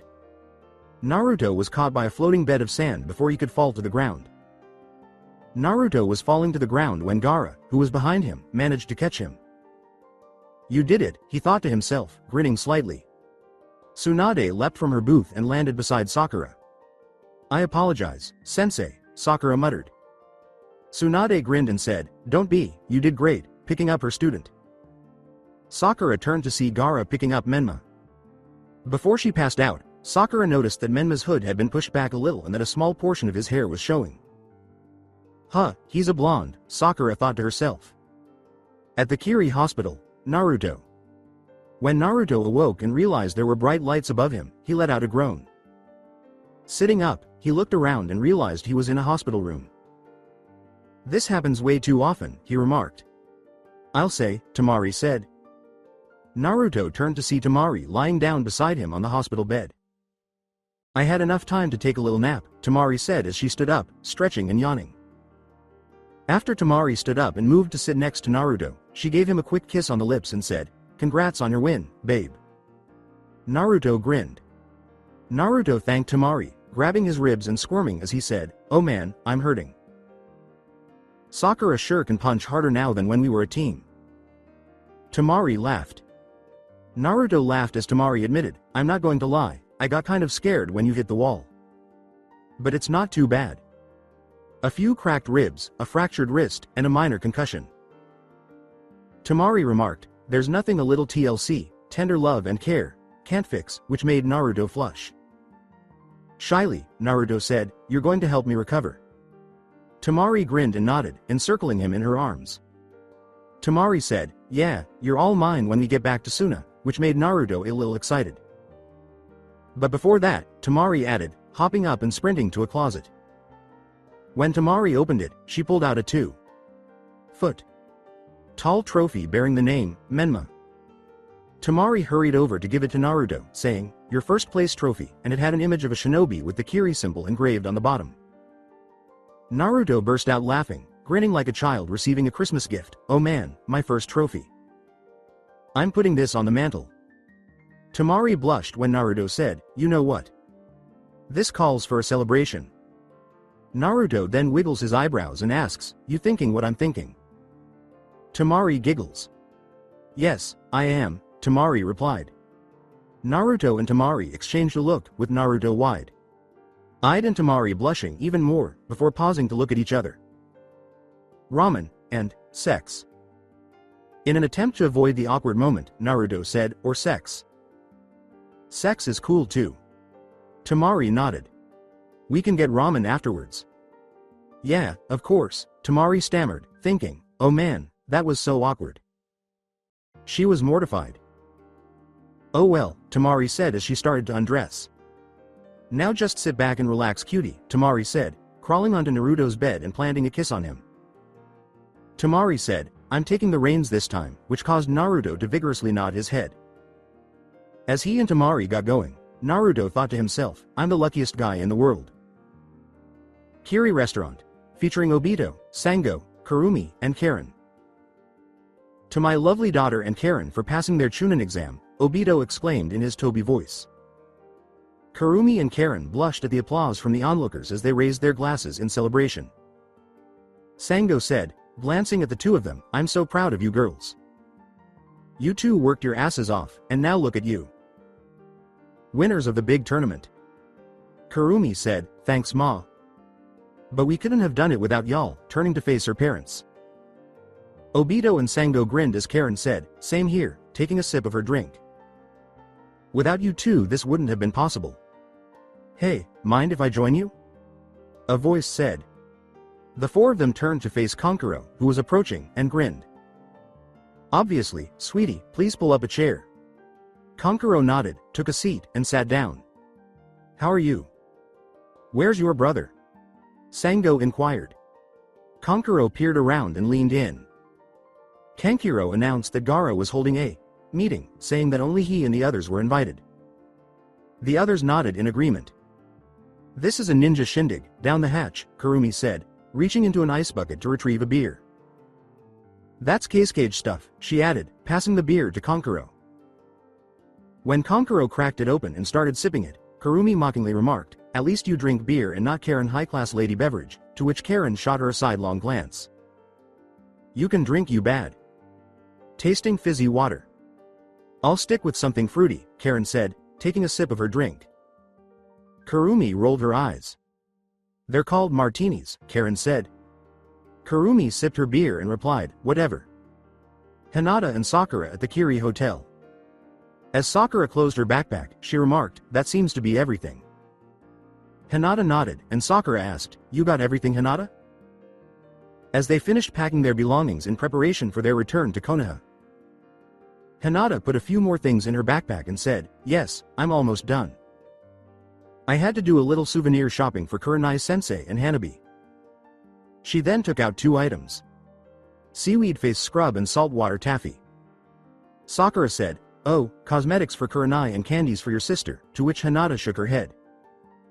Hanabi has acne.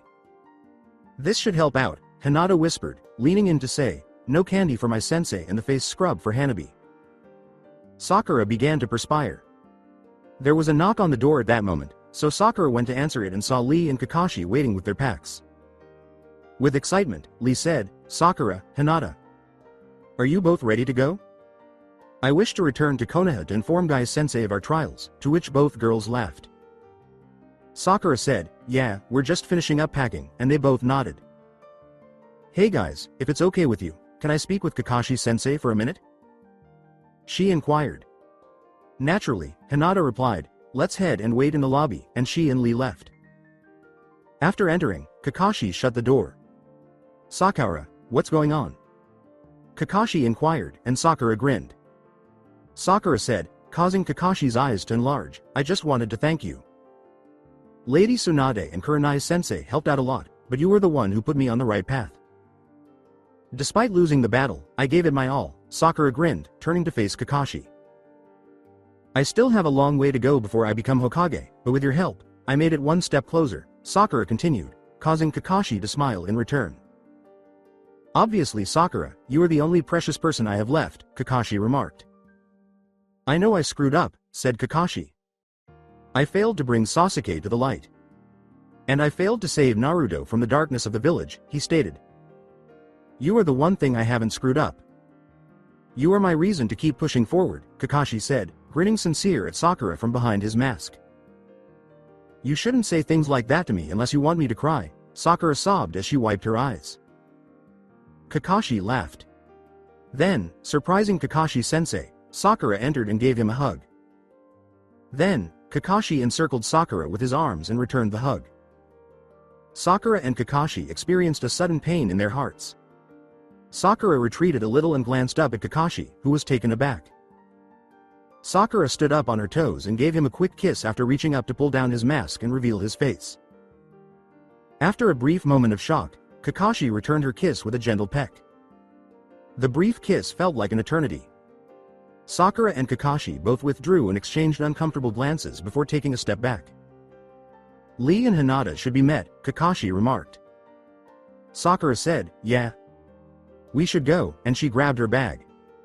Sakura and Kakashi then went outside to meet the other 2 team members. There was uneasiness about both of them. In Kiri's undisclosed location, Tsunade, Gaara, Mei, Nagato, Konan, and Koyuki. The cage, along with the leaders of Suna, Aim, Kiri, Yuki, and Konoha, were seated around a table and had concluded their business talks. A 4-way alliance between Suna, Aim, Kiri, and Yuki in light of Konoha's growing militarism. Mei spoke up and said, "So it's settled then." Everyone nodded. From her side of the table, Koyuki declared, "Along with that, we will provide sanctuary to Lady Tsunade and anyone loyal to her." "I have a feeling we are going to need it," Tsunade stated. Danzo has the daimyo, civilian council, 4 shinobi clans and nearly 70% of Konoha's population on his side, she added. "And that's not even mentioning his little private army," said Tsunade. "If it come war we will be prepared," Nagato declared. "We have Suna and Kiri 10,000 shinobi ready to battle along with another 2,000 from both Yuki and Aim," he stated with nods. "Along with that we have several aces up our sleeves," Conan continued. "We have the Gaara, the one-tail host, Utakata, the 6 tails host, Naruto, the 9 tails and the 3 tails which is still unclaimed," she added. "Though we can rely on Taki lending their 7 tails to Konoha, we have 3 Jinchuriki compared to 0, she remarked. Gaara raised his voice and attracted their attention.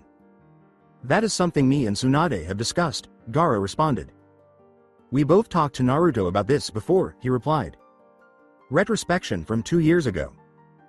Tsunade and Jiraiya visited Suna to see how Naruto was doing following his return from his mission to Kiri, where he discovered Obito, Kurumi, and Sango. Right now, Naruto was telling Tsunade what transpired during their battle with the village's root Anbu alongside Temari and Chio. Naruto looked down and said, "I didn't want to kill Ino, sitting with Tsunade and Jiraiya. But she was trying to kill Temari and I couldn't let her do that." Naruto, wriggling his thumbs, said, "I don't know, but she picked on me in the academy like everyone else did. She was loud, bossy, and always fawning over Sasuke." Jiraiya said, "I'm sorry you had to do that," and Naruto nodded. "It's a hell of a thing, kid," Jiraiya added. Tsunade remarked, "I can't imagine how you feel, Naruto," and Naruto glanced at them both. "If I feel this bad about Ino, I don't even want to know how I'd feel about fighting against another person I know," said Naruto. I don't think I can do it," he replied. "You don't have to," Jiraiya replied, "you've been through hell and worse. If you want to sit out if Konoha does anything, then you've earned the right," he replied. Tsunade remarked, "You don't owe us anything, Naruto," and Naruto nodded. With a gentle smile, Naruto said, "Thanks you guys." Flashback concludes. "If a war breaks out Naruto will not be involved," Tsunade stated, shocking everyone. Naruto has been through so much in his life. Abuse and hate from Konoha, losing his best friend, getting banished from his village, having to start a new life in a foreign land and ultimately killing one of his former comrades, she added. "It's unfair to ask Naruto to do something like this when he has so much to lose and nothing to gain," said Tsunade. Naruto for the first time in his life has found happiness. "I will not take that away by sending him to war against his former homeland," Gaara stated. "I'd rather take to the battlefield myself and leave Naruto in charge of Suna," he stated. "If that's his wish I support it," said Koyuki. "Naruto has good judgment. I will not force him to fight," she responded. "I have led men into battle more times than I can count," Mei continued. "I only took those who volunteered. Those whose hearts were not in the battle will only be a hindrance," she added. "If Naruto doesn't want to fight, then so be it," Mei replied. "I'm not Yagura. I will force anyone into battle," she responded. "I think he's making a mistake," Nagato stated. "He is only delaying the inevitable. Whether you want to or not, the battle will come to him, according to him. I'll honor his desires, but could you please tell Lord Cascage something?" he said, drawing Gaara's attention. Gaara asked, "What is it you wish to say?" And Nagato answered. Nagato remarked, "If you want peace, get ready for war," and Gaara nodded. Gaara said, "Very well," and Tsunade got to her feet. Everyone nodded, stood up, and exited the room as Tsunade declared, "Then this meeting is adjourned. All communication will be through messenger hawks only and with blood seals." Next morning. Kiri Hotel. Accompanied by Karen. With a severe hangover, Karen awoke and said, "Ow, I think I drank too much last night." She reached for her glasses on the nightstand and said, "There you are." When Karen realized she was nude, she thought, Did I get hot last night? Before realizing in a panic that this wasn't her room, Karen felt a movement beside her and looked up to see a head covered by a pillow. Oh my god, she thought to herself as she reached to remove the pillow. Kankuro shielded his eyes and said, Turn off the light. When he opened them, he saw Karen in her bright red underwear. What the, Karen, why are you here? He asked, sitting up. When Kankuro realized he was nude, he said, Why am I naked? As he examined his body, it hit him hard. Oh shit. Did we? Kankuro started, and Karen nodded. Embarrassed, Karen said, I think we did. Oh, said Kankuro, turning away from the scene, this is a little awkward. Kurumi at the restaurant in the Kiri Hotel. Kurumi chirped as she entered and sat down, breakfast. The most important meal of the day. She started looking through the menu when she saw someone. Hey Gaara, Kurumi said. Glancing over, Gaara saw Kurumi seated at a table. Hello Kurumi, he said in a monotone, how are you doing? As he approached, Kurumi exclaimed, I'm great, just getting my morning fixins. Kurumi said, come on sit down. Don't be a stranger, and Gaara nodded. A waiter approached after Gaara took a seat. He said, hello, may I get you two a drink? And they both nodded. Kurumi and Gaara both said, black coffee, at the same moment, surprising each other by exchanging surprised looks. Surprised, Gaara remarked, you like your coffee black too? Lots of teenage girls back in Suna like those coffees with the strange names. Kurumi scoffed. Kurumi nodded and Gaara said, oh yeah, all those frappe. Whatevers and mocha. Whatchamacallits, adding, I don't get them fancy things. Coffee isn't coffee unless it wakes you up. Kurumi's mouth dropped when Gaara said, I agree. Temari got me one of those cursed drinks. It was too sweet and it was cold. That's what I said. Cold coffee is a sin, Kurumi responded. Coffee is supposed to be hot. If not, it's just cold bean juice, she replied. At last, someone with common sense, exclaimed Gaara. Kurumi and Gaara then got into a heated discussion about coffee, which left the restaurant staff stunned. Isn't that the case Cage and the girl who participated in the exams? Said a server. How are they talking so casual? She responded. Another person said, they must be really good friends. A cook added, or they could be dating. Gazing at Gaara and Kurumi, the waiter grinned and said, it all starts with a single conversation. He picked up a coffee pot and 2 mugs, thinking, this is their first mug. And probably not the last. That afternoon, in the countryside of Kiri, accompanied by Naruto. While heading back to Kiri, Naruto, Temari, Obito, Sango, Kurumi, Karen, Gaara, and Kankuro were walking down the road when they noticed 2 figures standing beneath a tree. Naruto and his friends were walking along the road when Jiraiya and Tsunade were waiting beneath the tree. Hey, how's it going? Jiraiya exclaimed as he approached, causing Naruto to grin beneath his mask and hood. Great work, all 3 of you, especially Menma, Jiraiya added with a wink, to which Naruto laughed. I appreciate it, Jiraiya of the Sannin, Naruto said, and they both started laughing foolishly. Tsunade and Temari both said, dumbasses, at the same moment, and Jiraiya and Naruto both cocked their heads in the direction of them. Jiraiya and Naruto both said, hey, at the same moment. Sango nodded and said, holy crap, did that just really happen? Wow, too hot. Tempered blonde women and 2 dunces. Life is strange, Obito thought to himself. Tsunade greeted him as she approached, calling him, Menma. I'm so proud of you, Tsunade said, putting her arms around him and giving him a hug. Tsunade, starting to cry, said, you have developed into a fine shinobi and into a good man. I just wish you could have stayed in Konoha so I could have seen it. Naruto then wrapped his arms around her.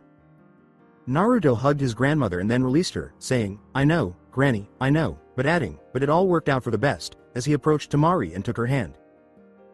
Temari smiled as Naruto said, I would have never found the love of my life if it hadn't happened. Well then, I came to wish you and Jiraiya a farewell and safe travels, Tsunade said, wiping her face. Naruto then turned to face Jiraiya, who was grinning. Jiraiya announced, I made a decision to make a change. I thought it would be best to move to Suna. Obviously for my spy network. Naruto leapt with excitement. Okay, Naruto replied. Can you believe it, baby? Pervy Sage is traveling to Suna with us. Temari gave Jiraiya a gloomy look. Jiraiya appeared offended as Temari threatened to rip her nuts off if she dared to spy on her and Naruto. Everyone stared at Jiraiya, not believing him when he said, I would never do such a thing. Okay, fine, Jiraiya replied. Gaara said, we better get going. Our boat leaves in 2 days, and the other members nodded. Okay, Gaara, Naruto said, giving Tsunade another hug. Until next time, Naruto added, and Tsunade nodded before giving him a hug in return. After they broke their embrace, Naruto and his companions started walking along the road. Oh my goodness, Pervy Sage is joining us, this is so awesome, he thought to himself. Looks like things are finally looking up. Meanwhile, at Root Base in Konoha, alongside Shikamaru, Neji, and Kiba. Wearing their Root uniforms, Shikamaru, Neji, and Kiba made their way through the Root Base to Danzo's office. Kiba was taller and more muscular. He had his hair slicked back, a tattoo of the word, Root, on his right arm, and he wore black combat pants, a black muscle shirt, and 2 pouches on his belt. As he cracked his neck, Kiba remarked, I wonder what Lord Danzo wants, maybe another mission. Most likely not, Neji replied. Lord Danzo would have called on all 3 of us unless it was something serious, according to him. Neji had strange rings on his fingers and his arms were covered in black bandages. He was dressed in dark gray pants and a white, short, sleeved kimono top with the word, Root, on the chest. Let's get this over with, we won't know until we get there, Shikamaru remarked. A short while later, when they all arrived at the empty training room, they noticed Danzo standing in the center. With a bow, Shikamaru, Neji, and Kiba addressed Danzo as, Lord Danzo, and he nodded before they rose once more. Danzo said, I brought you here to inform you of some interesting information from one of my agents. Come on out, Danzo commanded, and Itachi Uchiha emerged from the shadows, with the 3 men taking up guard. Danzo gave the command, stand down. He's one of my agents. He's been with me for years. Kiba, Neji, and Shikamaru paused before bringing down their guards. Kiba asked, okay, so is this why you called us here? Danzo shook his head. No, Danzo responded, startling Shikamaru and the others. While Itachi was out, he found 2 surviving Uchiha who were Suna shinobi. Danzo continued, after failing to defeat them, he withdrew and returned here. On the way, he met someone interesting. Suddenly, Asuka emerged from the shadows, clad in a black Root uniform and carrying a sword. Asuka here was also in the vicinity hunting down another Suna shinobi. The one who murdered her father, he added, to which Asuka nodded. What is the connection between that and us? Shikamaru asked bluntly. Danzo grinned and turned to face Asuka, who had taken out a sketchbook and was holding it open. As soon as she did, the 3 men saw the profile picture of the person who had murdered Asuka's father. It had blue eyes, long, spiky blonde hair, and 3 birthmarks that resembled whiskers on each cheek. Neji said in shock, it can't be, and Danzo nodded. Naruto Uzumaki is alive, Danzo declared, glancing at the 3 astonished men. There is no doubt about it. Suna, the home of Naruto and Temari. 1 year following the Chunin exams, alongside Temari and Naruto. Nearly there and done, Temari remarked, stepping back while brandishing a pair of scissors. Looking handsome, babe. I told you I can cut hair, she added, presenting Naruto with a mirror. Naruto's hair, his canon hairstyle, was shorter now, but it still had some length to it. Nice babe, Naruto remarked as he stood up and moved to the kitchen sink to rinse off the hair. I hate going to that barber who tries to scalp me, he added, drawing a laugh from Temari. Well, I had a lot of practice cutting Kankuro and Gaara's hair over the years, Temari said. By the way, remember we have to go to the Cage Tower later. Gaara wants us for something, she said with a nod. I wonder what he wants now, Naruto remarked as he put on his orange jacket and Chunin vest. Naruto had made a few modifications to the vest, adding a sheath with an upside down tanto hanging on his left shoulder, 2 holsters for his small fans in the front, and a seal on his back to keep his larger fan in place while he ran. Naruto placed his large fan on his back and said, "Well, let's not keep him waiting. Let's get going." With a nod, Temari took up her fan and threw it onto her back. "Right behind you, babe," she exclaimed, sprinting alongside Naruto as she made her way out. Kankuro and Karen together. After finishing their fun, Karen and Kankuro were cuddling in their bed while both nude. Karen grinned and said, "I love our little lunch breaks." Kankuro laughed as Karen said that. "My favorite time of the day," Kankuro remarked. Karen and Kankuro have been secretly dating ever since their meeting in Kiri. "Man, it sucks being the Cage advisor sometimes," Kankuro remarked. "I just can't believe I have to leave with Gaara later on today," to which Karen laughed. "Comes with the territory," said Karen, "but remember our plan, right?" Kankuro and Karen both nodded. "As much as I don't want to," Karen said, "we are going to tell our friends on our 1-year anniversary," to Kankuro's groan. Kankuro remarked, "I guess I'll have to live with it, but I can just hear Temari begging for double dates." As Karen climbed on top of Kankuro, she said, "Now then, it's time for me to give you a little going away present." Karen then bowed down to kiss Kankuro, who returned the kiss. As Karen winked and stuck her tongue out, Kankuro pulled away and grinned at the seductive redhead perched on top of him. "You're awesome, you know that," he said. The household of the Uchiha, Obito and Sango. Sango entered the room and sat down next to Obito, who was sitting on the couch drinking a beer while wearing only his underwear and a muscle shirt. "You doin' good, honey," she said, planting a kiss on his cheek. "I have the entire week off. Kurumi is going on a mission. Everything is great," Obito said, putting his arm around his wife. "I'm doing amazing," he added, cuddling up to her. Sango inquired, "You have any plans?" To which Obito laughed. "Oh no, I can think of one thing we could do together," Obito said, wriggling his eyebrows. "Nope. Just sitting back and not doing shit for 7 whole days," he said before putting his hand down and grabbing Sango's behind. Sango rolled her eyes and stood up, saying, "Keep it in your pants, buddy." As she did so, she approached the door and said, "I'm heading to the market. What you want to eat tonight?" Obito gave her a thoughtful look. Obito said, "Beef stew," and Sango gave a nod. "I'll be back in an hour or two," Sango said as she closed the door after saying, "Beef stew it is." Just kicking back, Obito turned on the television. "I feel like a fortunate person," Obito grinned. Naruto, Temari, Gaara, Kankuro, and Kurumi are present in the Cage Tower. Naruto, Temari. "I have a task for you," Gaara said, folding his hands, as Naruto and Temari stood in front of him, Kankuro, and Kurumi, waiting for their orders. "I need you two to do something for me," Gaara stated, nodding to both of them. "Me, Kankuro, and Kurumi need to go to Kiri in order to talk to the Nagato, Mei, and Koyuki." Naruto exclaimed, "What do you need, Gaara?" And Gaara grinned. "Naruto," said Gaara as he got up and approached Naruto, putting his Cage hat on him. "For the next 2 weeks, you will be the temporary Cage," Gaara said, causing Naruto to widen his eyes. With the cutest and brightest smile, Naruto said, seriously, adding, "Temari, you hear that? I'm Cage for 2 weeks." Temari grinned in response. Temari remarked, "Looks like you're finally living your dream," but Gaara gave her a strange look as she questioned, "But wait, what about me?" Gaara remarked, "You are going to make sure that Naruto doesn't destroy the village," to which Naruto gave him a tick mark. Naruto yelled, "Hey," and Temari gave him a hard blow to the head. Naruto sighed as Temari responded, "Sure thing, Gaara. And I'll make sure Naruto stays out of trouble." After an hour, Suna Desert. "Do you believe that leaving Naruto in charge was a wise decision?" Kurumi inquired. "I mean, he has no experience with village politics or any leadership experience," she added, drawing Gaara's disapproving glance. "This is a trial run for a project," Gaara remarked, perplexing Kurumi.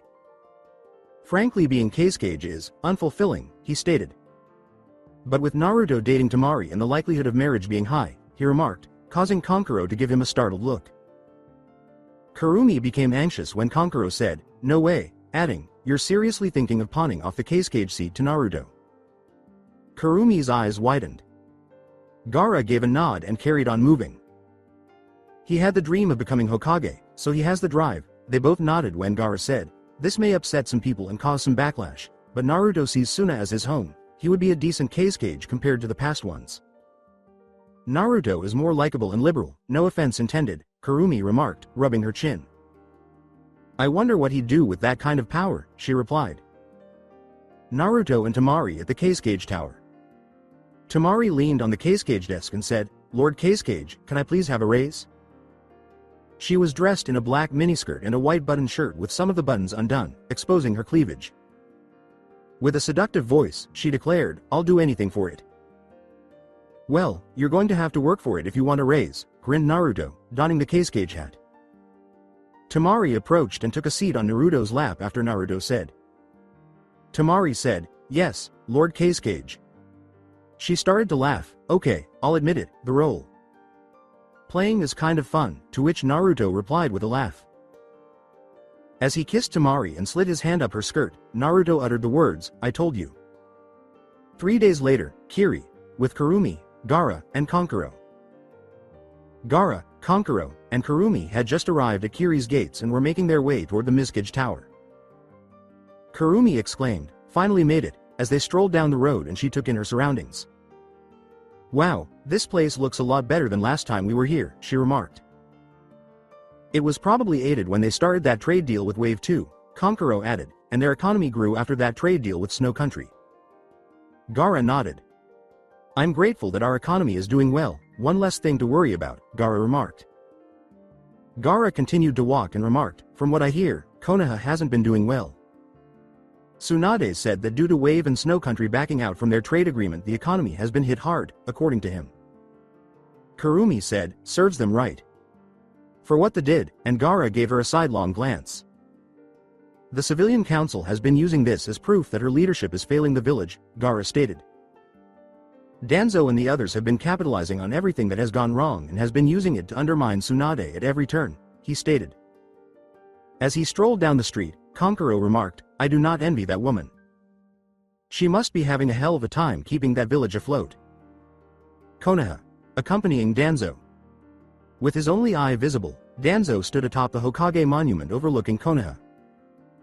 Tsunade, he thought to himself, clutching his cane, your tenure as Hokage has been nothing but an embarrassment. It's time to finally bring Konoha to its rightful glory. Shikamaru said, everyone is in place, Lord Danzo, as Danzo turned around after hearing someone land behind him. Excellent, Danzo exclaimed as he pivoted around. Give the signal, please. It's time for a regime change.